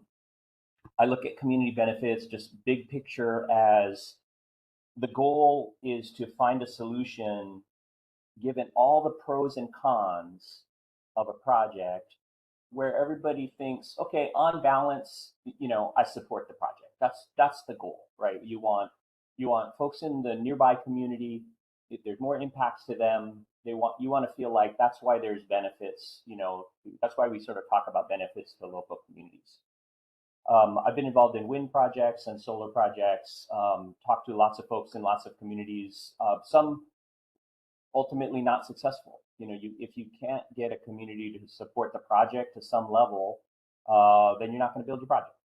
And so we're always looking for, you know, trying to find ways to reach out to folks early, often talk about, you know, these are the benefits generally that everybody gets from the project. You know, the renewable energy it's going to replace fossil fuels, it's going to decrease CO2 emissions, it's going to slow the warming of our whole planet. I mean, in a little way, you know, those are all benefits generally. Community benefits I think of as much more specific, right? For the nearby communities, or the folks that have like additional impacts of some kind, you know, is there some way that, you know, do they feel like some additional benefits would help them be supportive of a project? So that's just big picture. In reality, you're not going to please everybody for sure. It's just unlikely. It'd be great, but even, you know, I'm pretty idealistic, and I've I don't think I've ever done a project where I didn't have at least, one or two people that were opposed to it. So I think it's an ideal, but it's an ideal we try to shoot for.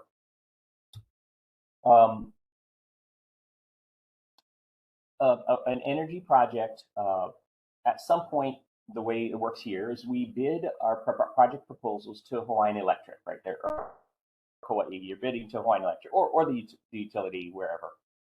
They select the projects based on price and other factors. If a project is, projects, and we have a contract with the utility for that project, they're going to pay for the energy at a specific price.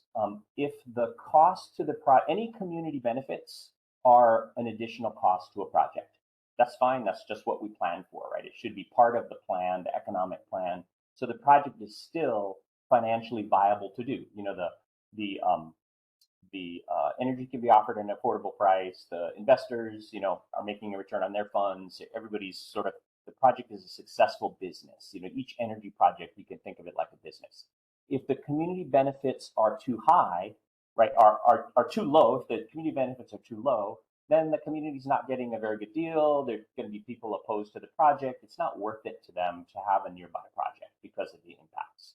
If the community benefits are too high, then the project is not going to be financially successful and it's not going to go forward, right? Either the price for the project that we bid to the utility becomes too high that it doesn't get selected, right? HECO community benefits, I think, are like 8% of the points, and price is 60% of the points.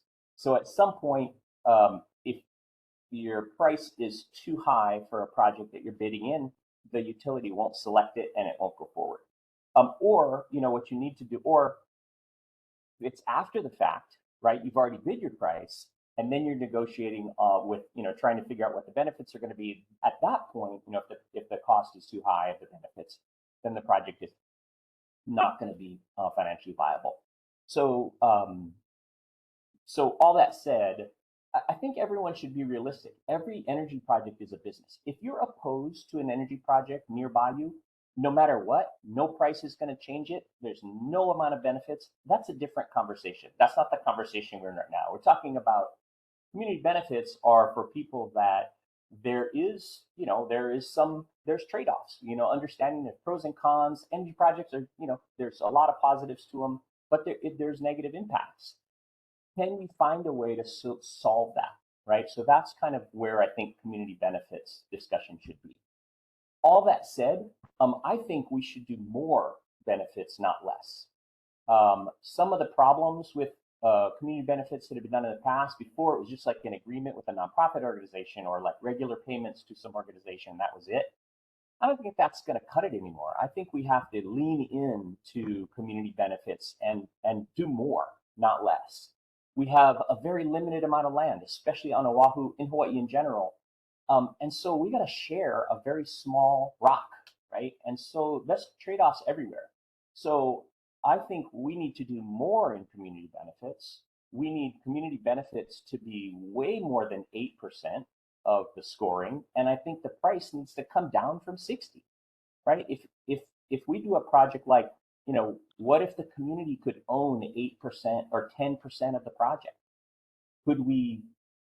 That should be weighed into the factor when the utility, yes, it does cost more, but otherwise we're not going to get projects built if we don't really get the community not to tolerate a project, but to support it. Like, I'd like communities to say, hey, bring that project here. We want to own a percentage of the project so we can use that money to fund sports teams or other things that we decide we want to do in our community. But it shouldn't just be 8% of the points. Otherwise, the projects that have more benefits are not going to get chosen.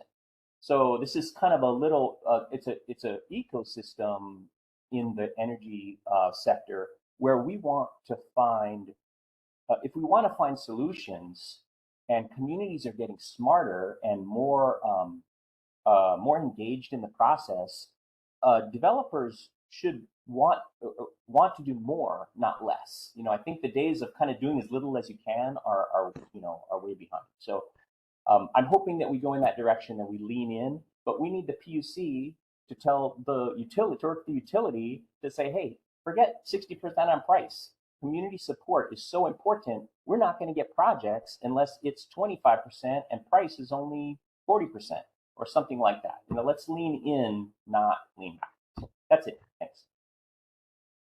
Thanks, Ren. I appreciate your perspectives. Kurt, can I turn it over to you for a few minutes on your perspective working on community benefits packages and agreements? Sure, and I'll keep my portion brief as to give time back for further discussion, and really appreciate the comments everyone shared thus far. Our biggest lesson learned, I think, with respect to community benefits is that there is no one-size-fits-all approach.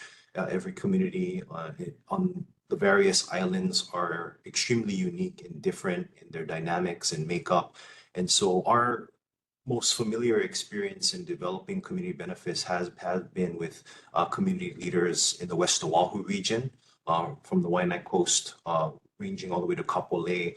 When we built our Campbell Industrial Power Plant in the early 2000s, we participated in engagement with community leaders in the West Oahu region, in a system where one voice represented many in the form of community organizations, neighborhood board chairs, and other organizations that were, and we asked, and that's how we identified who those leaders were, by slowly connecting with various leaders and asking who should be a part of these processes to have these discussions. And so I won't go into detail, but I will paste in the chat the specific process that was used in that development process. Many of today's members on today's meetings have looked at this as part of the energy equity Hui. This is one of many examples. There are others out there, and there's a lot of research that have been done by energy equity Hui members in terms of other utilities on the mainland, as well as other processes locally. But essentially, what we found over our engagement is that it does take time. It takes a lot of listening. What we implemented was, in convening the groups, a series of meetings where criteria was developed in terms of what specific types of needs and actions with the community felt were necessary, and then to stay within the realm of that criteria. And so that's all spelled out in the link that I will paste in the chat. But essentially what resulted were projects that we would have never come to identify on our own accord. It was things like the fact that power plants use a significant amount of fresh water. Can't use salt water because it corrodes the pipes. And so there was a suggestion from the community to use water from the wastewater treatment plant in Honouliuli, and in using reverse osmosis treatment water, building a pipeline to leverage that wastewater to cool the Kahe power plant, as to reduce the usage of the fresh drinking water resources from the Waianae Coast, the Leeward Coast community. That was one example. We also, through community meetings, identified programs like environmental fish monitoring and air quality monitoring. We've installed several stations that are still in effect to this day, where the community can access air quality monitoring results online in real time. And in addition to funding environmental programs and conservation and environmental programs in the West Oahu region, which we continue to support through this day. And the community group actually is serving certain members that were involved in that original process, support a fund at the Kauai Community Foundation. And so they are continuing to apply funds through the Community Foundation for West Oahu specific purposes using similar criteria. So just an example there, but again, I'm going to paste it in the chat and turn it back over to PUC. I'm happy to take any questions as well. Thank you. Thanks, Kurt. I really appreciate that perspective. Sunny, I wanted to come back to you with two questions. First, I'm curious, how would you define your community? I know that's an issue that we've been talking about a lot, is the difficulty of defining community, and it sounds like that was an issue in Kahuku. So I'm curious, how would you define your community? And then second, what would authentic community engagement have looked like in Kahuku? Thanks.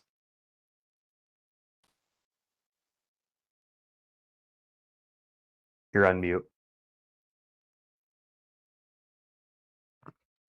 So how would I define Kahuku community? Well, as far as this project, the turbines are nearby Kahuku residents, right? And then also the school and the intermediate and high school. So, for us, the community will be Kahuku community. Also, I know that Turtle Bay is kind of like it is part of Kahuku, but that's kind of it's a different community, even though they're part of Kahuku, but like the main Kahuku area is, I guess, what I would define Kahuku. But also not forgetting those folks at Turtle Bay resort area. But and then what would engagement look like? Good community engagement look like? Yep. What would good or authentic community engagement look like? Well, listening to the community when we show up. Right now, for the past 3 years, we've been trying to fight for a 1.25-mile setback. It has come in various forms, different resolutions, different bills, 27, 28, 29, 44, 51. And despite the support from DPP and finally the State Energy Office, we continue to face challenges, right? Because they simply don't hear the bill. And there's all these like political things that happen that I've witnessed personally that keep them from passing the bill. And I kind of made a comment, to Hiko, and it may not be you specifically, but in these hearings, Hiko had said, to grandfather in existing projects. And this is after DPP and the State Energy Office and even Ulupono and Sierra Club and many, because I've done so many tours, so many turbine tours to inform people what it means to be 568 feet close to next to the turbine, what it means to be 1,500 feet, because that was what DPP initially proposed. What are we experiencing more than a mile away? So despite all of these tours that I've been doing over the years, and this is, I'm not getting paid for, and all the hearings and the places that we testify and but nothing gets done. Even in the legislative regulatory process, nothing gets done. Even at the PUC hearing, we asked to void the power purchase agreement based on the stance that they approved this project that was 7 times the going rate of the electricity rate at that time. They failed to study the CO2 emissions, and they didn't adhere strictly to all their permitting process, to have their permits in place for their operation, construction, and maintenance. They didn't have those things, right? And because they failed to do those things, and I know Henry's been part of that, we submitted more than 800 public comments, the most in public PUC history. And yet in that hearing, the PUC commissioners at that time, they're like, oh, well, so we feel like the developers get all these leniencies, all these passes, right? And that's what really failed our Kahuku community. So a lot of times it's hard for us to show up because we feel like our voices are not heard. We feel like, it doesn't matter at the end. It's just a formality. It's just a check mark. So what does good community engagement, what does that look like? To listen to our community and, and to that our voices can make a difference in the regulatory processes, in the decision making. Still, I have not seen that. They're still not hearing the bill.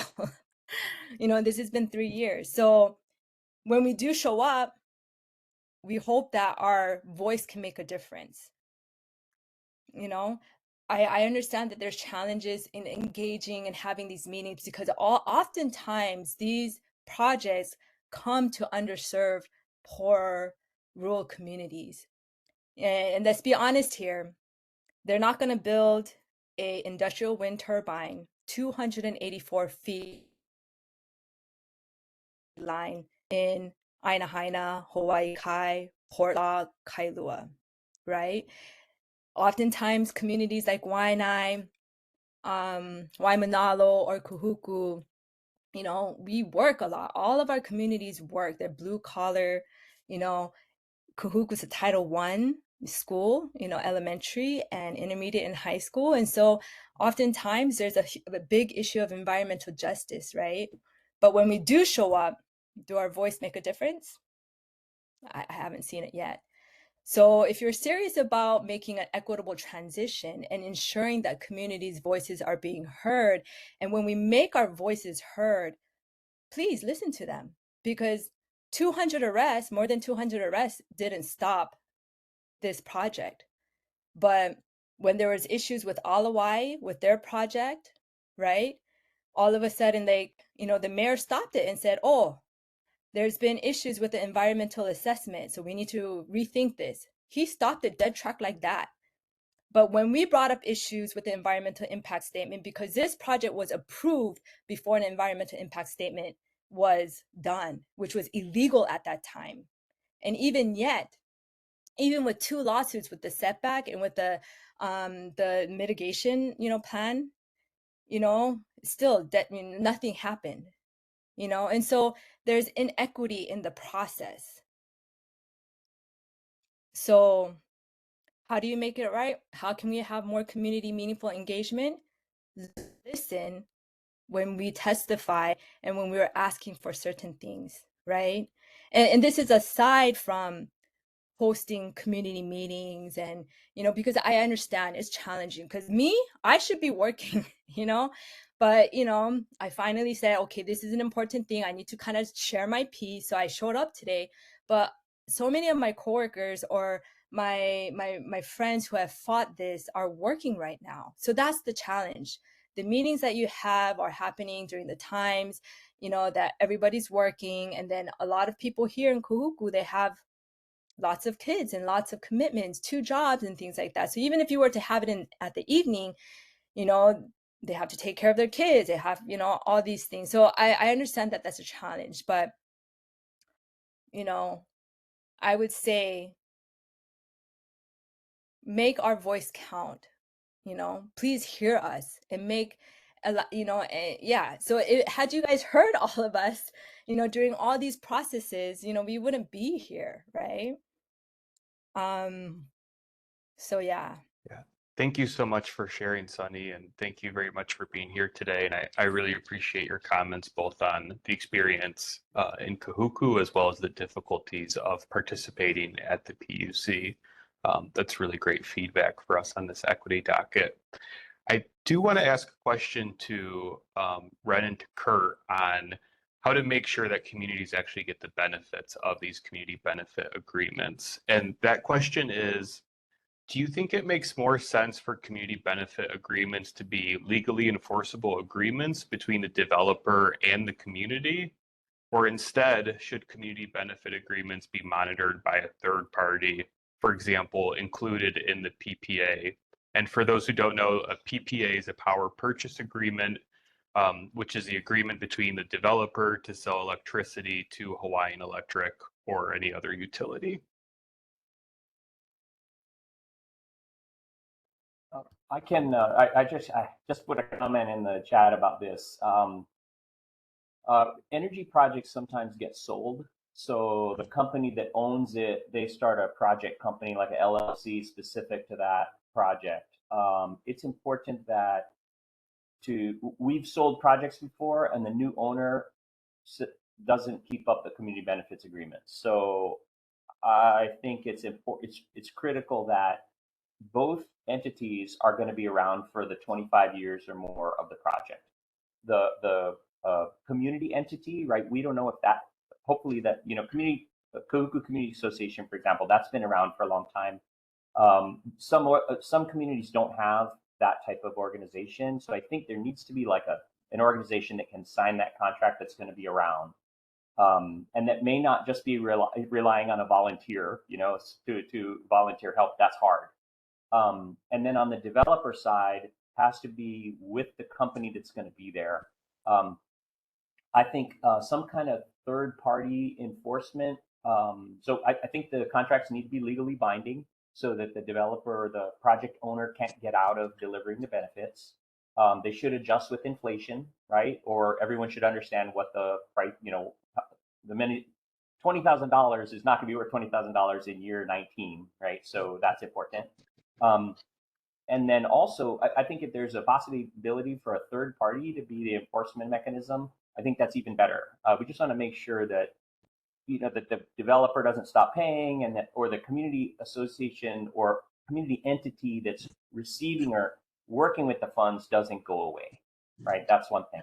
We did try one thing with Hawaii Community Association once, but that was also, we had folks in the local community after a year saying, why is the funds going to Hawaii Community Association for them to make a decision? We want to make the decision locally. So far, I haven't found a perfect solution, but I think we should look at things that are going to stay in place and have to be, the project owner has to be accountable to the community for the 25 years or 30 years of the project.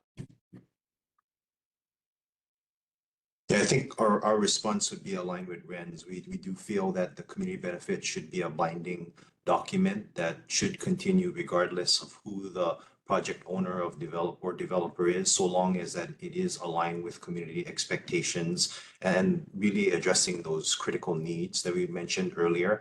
And we're absolutely in agreement about the enforcement. I think we're open to how to best enforce that. We can try our best as we can to build in enforcement requirements in the RFP, and we, given our purchase agreements, we're going to do as best as we can at Hawaiian Electric to try and enforce the application and implementation of the benefits in a timely manner. There are currently some language in the PPA that tries to do that, but again, it can be better, and we really would appreciate suggestions on how to improve that. But if there were to be an additional enforcement party, we would welcome that as well. That is, not exactly our expertise, although we're willing to try, as this is the first time we're doing this. But again, we're open to concepts on how we can make this a better process to ensure that these benefits happen in a timely and equitable manner. Also, one other point is, when we think about a community supporting a project, that is super, it seems like an easy concept, but how do you prove that the community supports it? Is it a survey? Is it and how many people have to say yes versus how many people say no? Not everyone's going to say yes. So if, how do you document that a community supports a project? It's just rhetorical, but it's a really tricky thing when you have a community that some people support it and some people don't. I think in some cases it could be pretty obvious, and in some cases, but a lot of cases it's not. One of the projects I'm working on is an offshore wind project, which is going to be northeast of Oahu, about 12 miles offshore. Who's the community, right? Is it everybody? 12 miles is pretty far away, but the closest, communities are, would sort of be windward Oahu, I guess. Is it Waimanalo? Is it Kailua, Kaneohe? Is it if you can see it? So that's another question, is for the project. Sometimes it's super obvious, right? The Kahuku project is really close to Kahuku, and that's a well-defined community. But if there were a wind farm or a solar farm on sort of the, in sort of the Kahe area, we talked about a wind farm once at Kahe, on the Kahe Ridge behind Makakilo. Is it Makakilo? Is it everybody can see it, right? Everybody from Diamond Head all the way to Diamond Head can see it, right? So those are a couple of the questions to kind of figure out, we talk about community, who's the community, and then how much are they impacted, right? Is it who's impacted because they're closer, or because they can see it, or because they just don't like it, don't like the way it looks? And then who should the benefits go to, and who do you make your agreement with? Like, what organization in that case would you have an agreement with? So it's messy, but I mean, certainly worth tackling, but those are some of the fuzzy issues we got to figure out. So the question that I have is, sounds like offshore wind is kind of already being discussed. Where does community consent come in when it comes to, these projects? You know, because I know there's a lot of opposition for offshore wind as far as like what I'm hearing on the community end. But have you guys already decided that that's what's going to be needed and that's it's going to go somewhere, and whether you like it or not is going to come? Or does the community voice make a difference, right? If they say we don't want it here, you know, because of, you know, cultural reasons, because of, you know, ecological environmental reasons and all of these things, like, are you folks willing to stop at dead track and find another way, you know, to produce the energy that is needed, right? Or, you know, because Kahuku for a long time said, we already have 12, you know, enough is enough. If you're going to put something here, we want solar. But you know, that didn't make a difference. It was like, oh, you're going to get wind no matter what, you know? And so 10 years of opposition, and then exactly what we opposed happens, right? So, you know, my question that I had in one of the chat was like about the siting, you know, and about the project. How, when, and how is that determined? You know, does community consent come first before you propose a project and before you move forward to all the I don't know, the procurement process, or I don't know all the definite languages and definitions, but you know, shouldn't that come first, you know? And if the consumption is happening in downtown Honolulu or Waikiki, shouldn't that affect the placement and the siting of these projects, you know?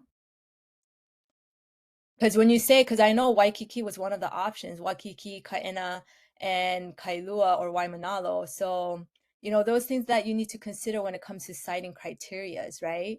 Like, do the communities who are demanding those, you know, consuming the energy, shouldn't they bear a proportionate share in hosting renewable energy projects, right? Because then all of a sudden, you know, Waikiki might say, well, it's going to impact aesthetics, right? But that was not an issue for Kahuku, certainly, you know, neither did that matter, you know, when we brought that up.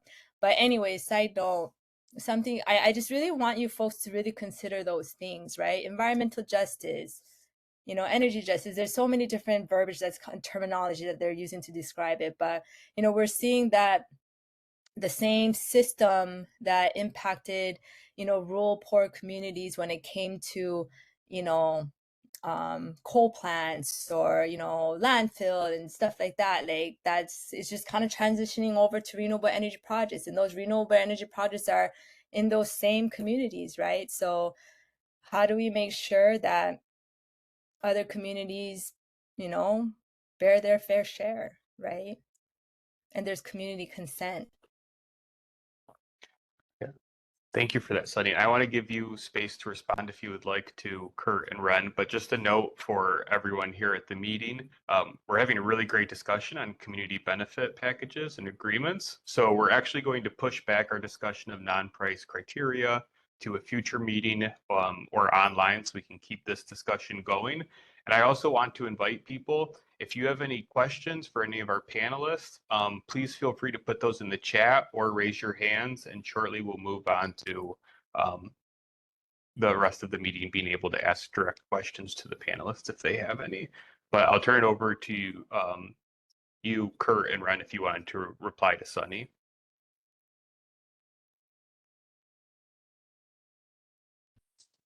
Well, I guess with respect to offshore wind, we don't have a timeline, Sunny, for procurement for offshore wind at this time. Because of the way the processes work, it is going through a process through the Bureau of Ocean. I know BOEM is the acronym, Bureau of Ocean Energy Management. And so that's a federal entity that authorizes the usage of ocean space for renewable development. Like the examples are currently happening on the mainland U.S. That those procurements are in process.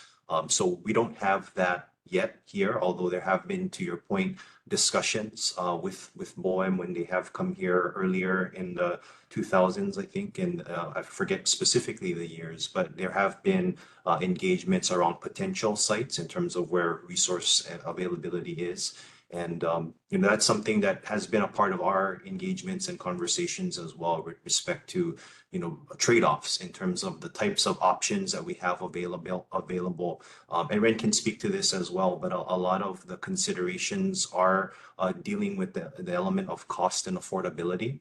And so a lot of the reasons why our current procurements are seeing solar and wind proposals is because those two are currently the most affordable technologies available, and offshore wind is becoming more financially feasible. And so that's why we're seeing it being pursued more. We often get asked the questions about what about wave energy and all these other potential sources, low temperature geothermal. Those are absolutely options, hydrogen especially. I think we're always looking at who can potentially deliver that technology at a reasonable cost, because we're very much factoring affordability into how we do plan, and in the integrated grid plan that many stakeholders mentioned. All of that is part of, I think, the bigger picture in terms of how to best plan. And again, it is a very challenging road ahead, I think, in terms of how we meet our demand. And I've heard loud and clear from many of you that energy efficiency and conservation is a big piece of it as well, because if we continue to not keep track of that and encourage and incentivize that, we're going to encounter more challenges. And part of that also factors in, as the PUC noted, the potential increases that we anticipate with the rise in electric vehicle usage. And so all of that is built into our forecasting in terms of what the grid needs will be. But it is going to be a very challenging process in how do we meet those needs? How do we balance siting equitably? And I know that's the sole purpose of why we're having these meetings. And it is something that I can't say we have a solution to immediately, and it is going to be some very tough discussions, and we appreciate the feedback we're getting along the way.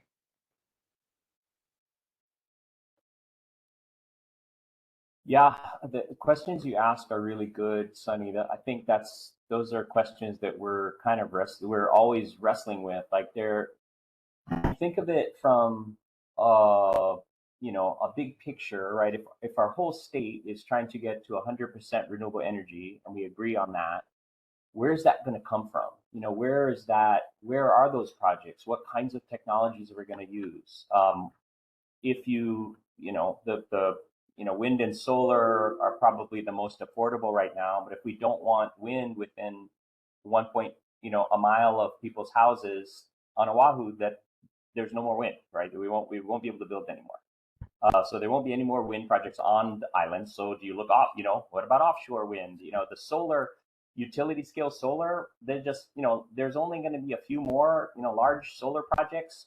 We don't have too much more land that's available for solar projects on Oahu. Rooftops, we got lots of roofs. Not all of them can handle solar. They're just not built for it. And then solar on roofs is more expensive per each kilowatt, right? Just because you're building a smaller system with an inverter, with a connection. So those are a little more expensive. But the big picture is we kind of need it all, right? If we're going to get to 100%, everybody that's looking at these, from all the engineers that are know much more about this than I do, folks at the utility and those technical experts, PUC, they're saying that we kind of need everything everywhere we can get it. If you're looking at from a big picture, then it's all about, okay, so, where is that going to come from? What types of projects? If it's a wind project, people can see it. Some people don't like solar, right? There's people on Maui that have been opposing a solar project for 5 years because it's too close to, whatever, or they see it or whatever it is. And that, there's every project is going to be opposed by somebody. There's no way you can get 100% community consent for any individual project. So I think if you're looking at from big picture, that's the tricky stuff that we have to figure out together. And maybe we value the community benefits more, right? Maybe we need to sort of lean more in that direction because we agree that there's a benefit for everybody. If you're looking at it just from your house and I don't want a solar project near me, I don't want a wind project near me, well, that's a much easier, then you're done, right? That's the end of the conversation. You've decided what you don't want. Or from one specific community. But I think in the big picture, if it's not going here, where's it going to go? And you're right. I mean, energy equity is a huge, we can't just keep sticking the projects in the low income areas, right? We can't just keep putting solar just on the Waianae coast, or, just, it's just not equitable for people. So I think that's something that, that's become quite a priority now, to sort of figure out better solutions for what we've been doing. So again, like I said, I don't have any good answers, but those are really good questions I think we're trying to wrestle with. I just got a text from my friend. Oh, never mind. Oh gosh, dang it. Okay, Melissa was feeling sick, and so she was planning on coming, but then I guess she came in for a little bit, but she just logged off. But anyways, yeah, but if we're looking at the big picture, sorry, just going off your point, like we really need to make sure that we have a holistic approach, right? Because, as far as the community perspective, we see all of these developments happening in town, right? And all these condominiums, and oftentimes there's big question marks as to who is it for, right? Can local people even afford to buy these homes? And of course, they try and have these affordable housing, components of these condominium developments. But, and then there's the big controversial project with the wave pool, right? So they're going to use a lot of electricity and energy, and who's going to be responsible to generate those electricity? And so should Hawaiian Electric and the PUC be more proactive in asking these developers or commercial development to, come up with, I don't know, 80%, 90% of their renewable energy, the energy that they're going to need? BYU Hawaii recently announced that they're going to be producing like almost, I think, 100% of all their electricity needs from their solar panels. And they put solar panels on their parking lots and their, and stuff like that. So, if they're having all these condominium developments, 400, 500 units, that's a lot of electricity. Shouldn't they be responsible to come up with their own electricity that they're going to be using, instead of burdening rural communities with their solar farms or turbines or offshore wind? You know what I mean? Because oftentimes, we are told, oh, conserve your energy, conserve your water. Oh, but we're going to approve this wave pool using fresh water, or we're going to approve all these condominiums. And so, I feel like sometimes we forget what the purpose is for 100% renewable energy project is, to really cut back on our carbon footprint, to have cleaner energy. But I feel like sometimes that's just kind of a band-aid approach to, oh, we're doing good in trying to come up with solutions to combat climate change, but we're going to develop all we want, but we're doing 100% renewable energy, so we can develop all we want, And so it's just like, it makes you feel good about all this extraction and development and pollution and whatever, because we're like, oh, we're going 100% renewable energy, but we're overburdening rural communities, right? Yes, it might be more expensive to get rooftop solar panels, but we have serious issues of energy poverty right now. People cannot afford their electricity rates. But the big elephant in the room is that HECO does have a monopoly here on Hawaii. So they have a lot of control, right?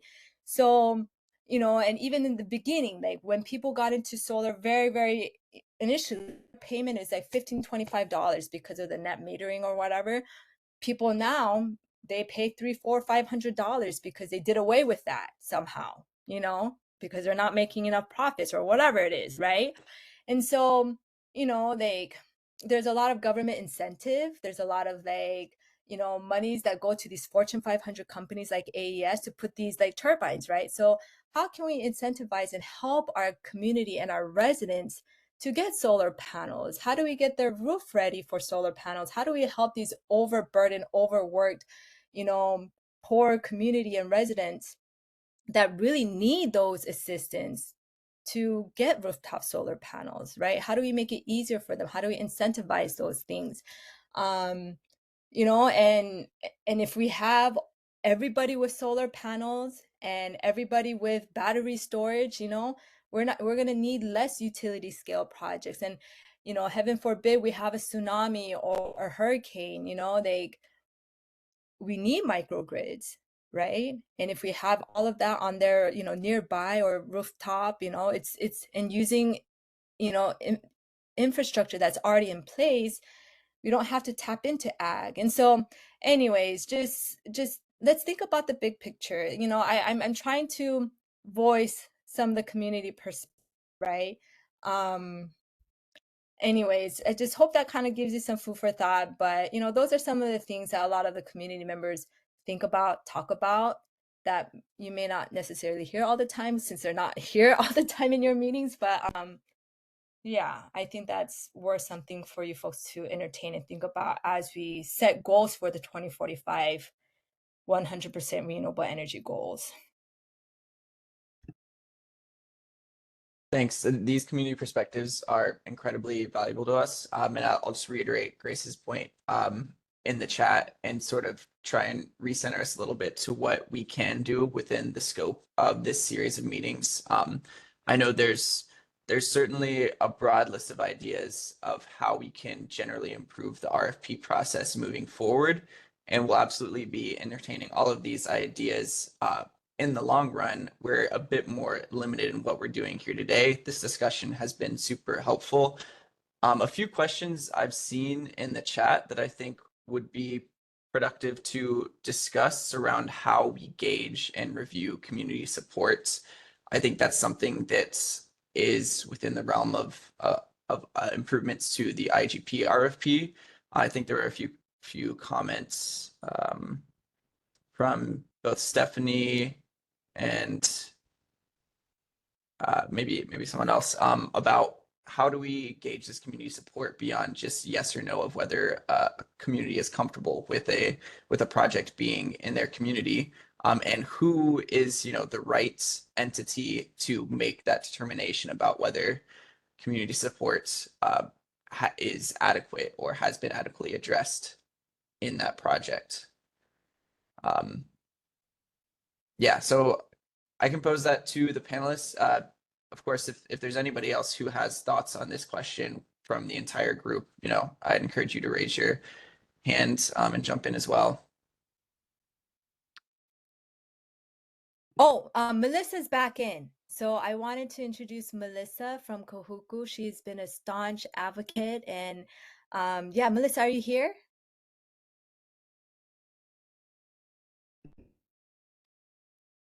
Oh, I thought she said she was here.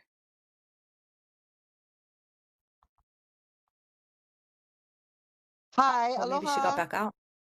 Oh, can you hear me? Yeah, go Melissa, we hear you now. Aloha kako. My name is Melissa. I am a resident at Kahuku, in Kahuku.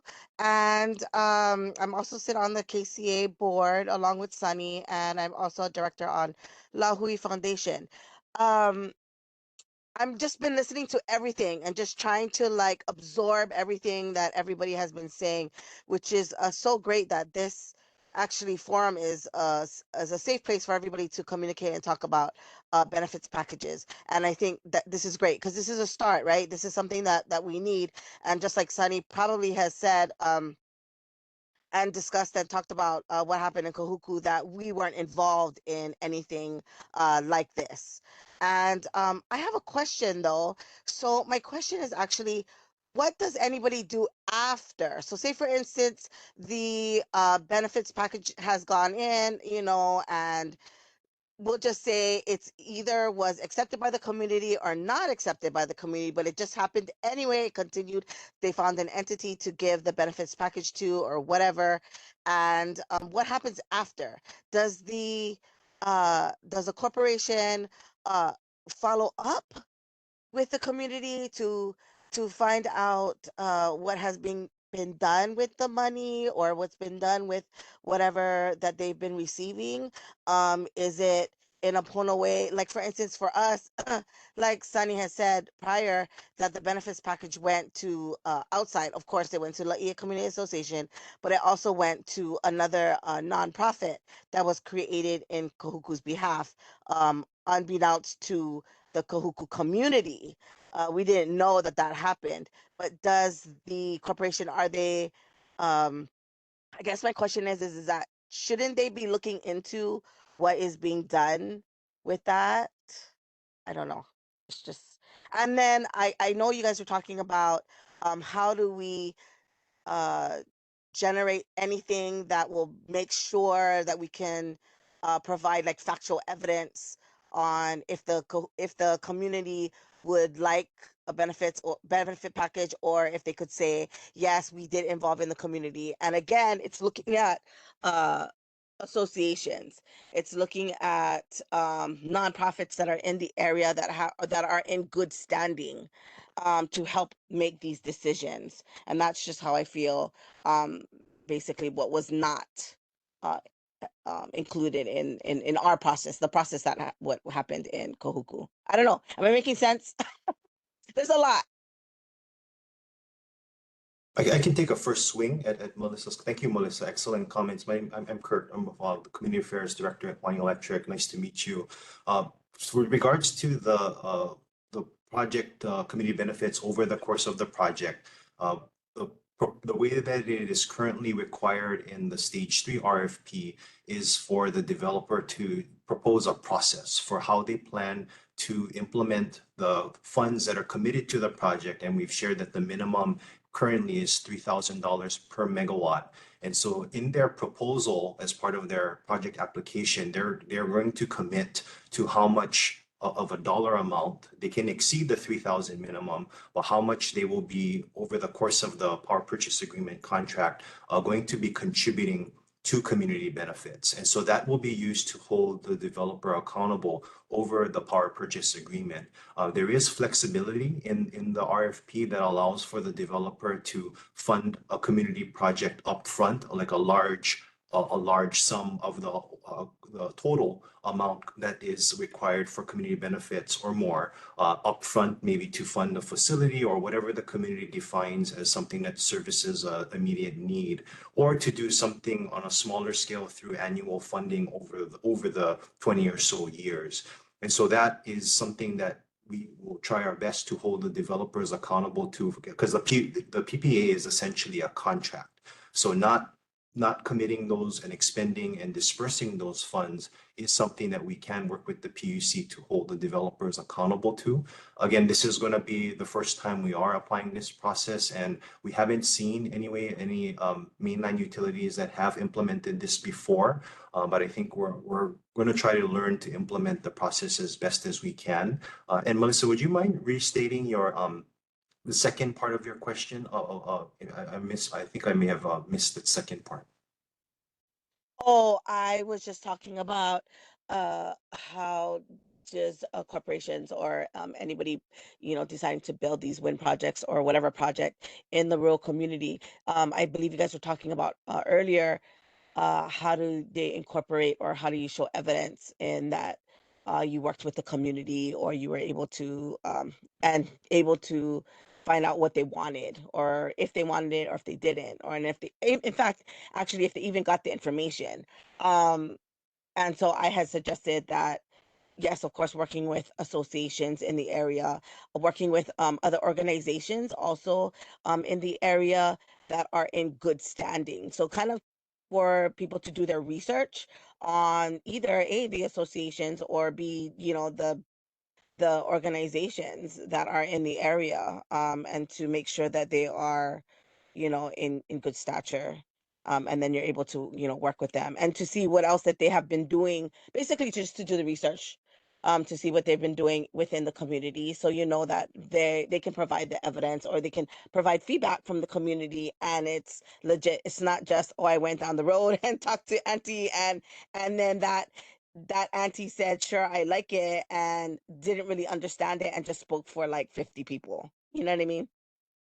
No, absolutely. And that's excellent feedback, Melissa. And that's noted on our end. And I think, in terms of how you identify those organizations, like you noted, it does start with the long-standing existing organizations like KCA, like any community-based organization, like the neighborhood boards on Oahu as a starting point, but then trying to drill down and identify the specific organizations that can deliver on the solutions or the actions to the needs that you've identified, as a community, I think will be critical.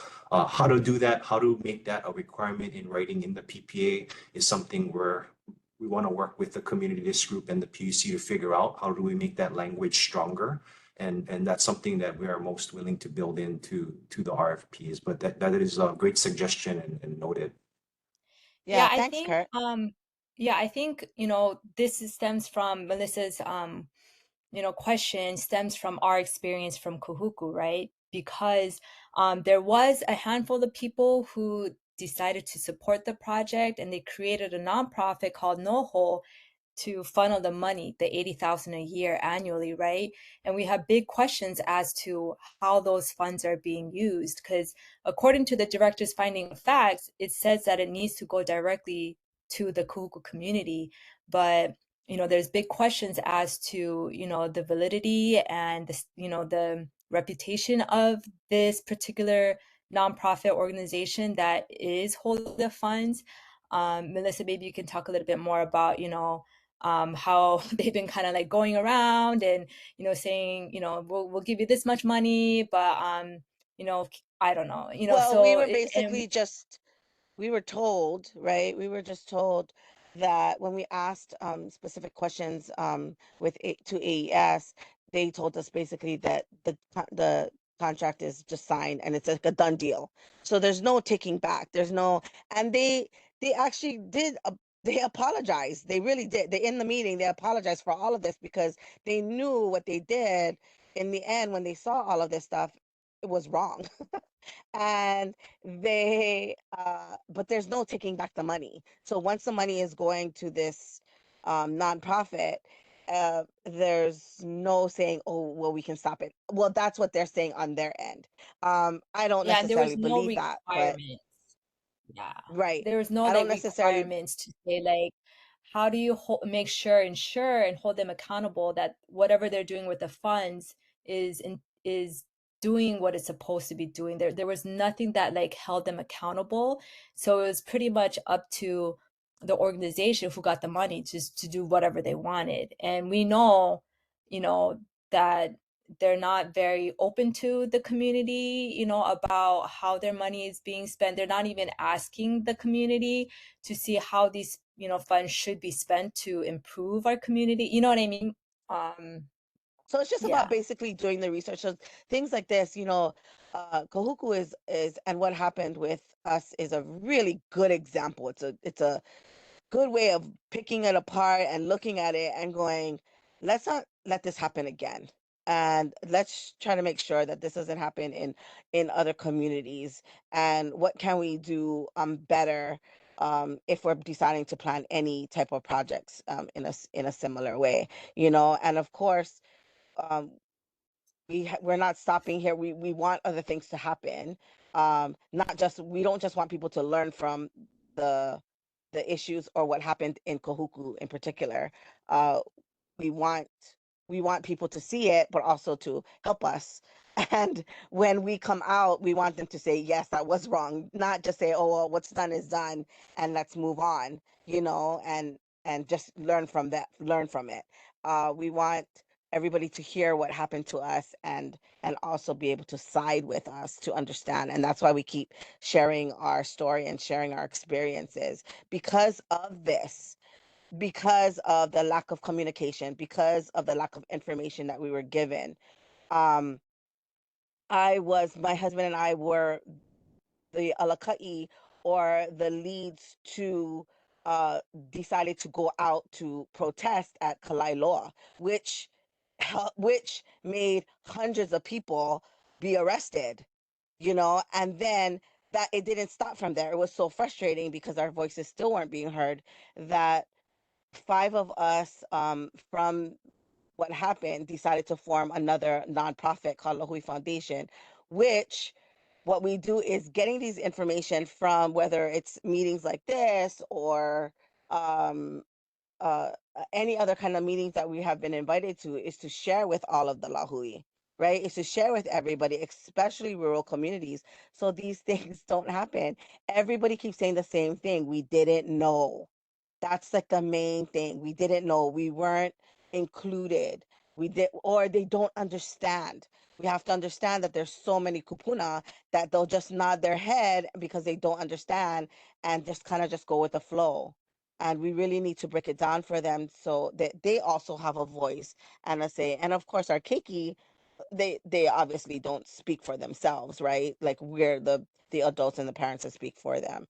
So I mean, again, I just want to say I'm super grateful for being able to listen to this majority. I caught majority of this meeting, and it's really good that you guys are all sharing your mana'o and trying to collaborate.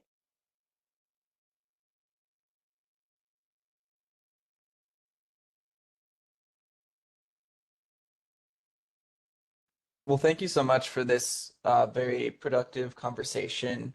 I think we'll definitely have more opportunities moving forward for discussions like this as we focus on improving the RFP process, in particular for the IGP RFPs. As we come to a close for this discussion, I want to give about 3 or so minutes for everybody here to provide any, additional comments they have regarding near-term improvements we can make to the community benefits package process, in particular via the chat, so that we all have a bit of time to process the discussion here today before we move into our closing segment. There will also be a poll at the end of the meeting with questions that'll allow you to provide additional comments as well. But please take a few minutes now to provide any additional comments you have specifically on the community benefits package process via the chat. Thanks.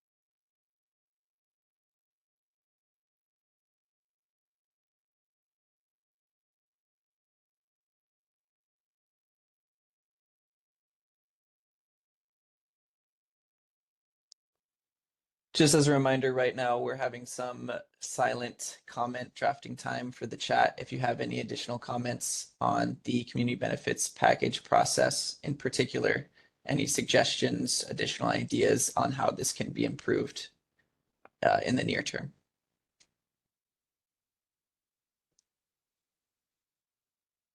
And we'll come back in about 2 or 3 minutes for closing. And we are capturing all of the comments in here for the notes. Thanks.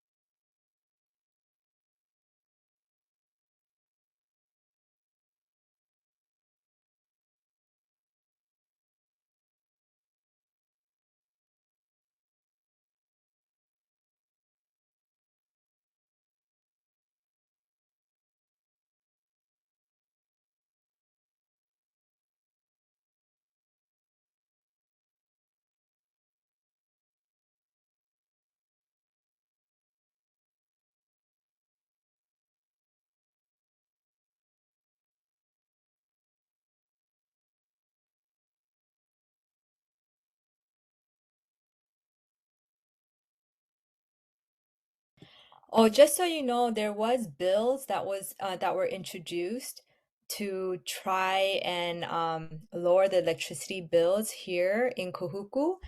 Um, and Gil Riviere introduced it. He called it the power bills, something like that. But none of those passed. And it's just really interesting because, you know, we have these turbines, you know, generating or operating, but we have so many power outages. And I know one of the longest power outages we had was like 9 hours, and all the while the turbines are operating. And so, you know, when we talk about, you know, do these projects benefit in any way to the host community? You know, a lot of our residents like, you know, these turbines are good for nothing. You know what I mean? We don't get electricity when our electricity is off. You know, there's no, you know, our electricity rate is so expensive, and we have all these impacts. And so I just want you to think about that, right? We have literally 20 turbines that literally surround our small rural community of Kuku. And, you know, yeah. Thank you, Sunny, and thank you everybody for putting all of these really insightful comments into the chat. I want to remind you a couple things. One, this is not by no means your last chance to provide feedback and input on this. You can file comments in this docket at any time. We're going to have more meetings, the next of which is December 12th, 9 a.m. The notice for that will go out to the docket this afternoon. It's going to have a link to another pre-read. It's also going to have a high-level agenda, although we may need to make some adjustments based on the feedback we've gotten today. Please, if you can, do pre-read the materials. I think it'll help you be able to better participate in the discussion. On the 12th, we'll have another meeting in late January. Haven't yet decided exactly when that will be, but I want to point out that there's a poll that I'm showing up on the screen now. I'm going to leave up for a long time so you can find it, but also it'll be in the chat. Please do consider responding to the poll before the end of the day tomorrow. This will help us better find times for future meetings, matters that we want to put on the agenda for the meetings. It just helps us keep organized, and it's another way for you to give us feedback. Also, soon to be going into the chat, if you Excuse me, the link doesn't. The link does not click. Are you referring to the link in the chat or the link on the screen? Post-meeting poll. Post-meeting poll. Could somebody also put that in the chat? Hopefully that one will be clickable. Yeah, it's in the I chat. put it in the chat. The link in the chat is fine. Just go to the Great, chat thank and you. it means to the click on the slide.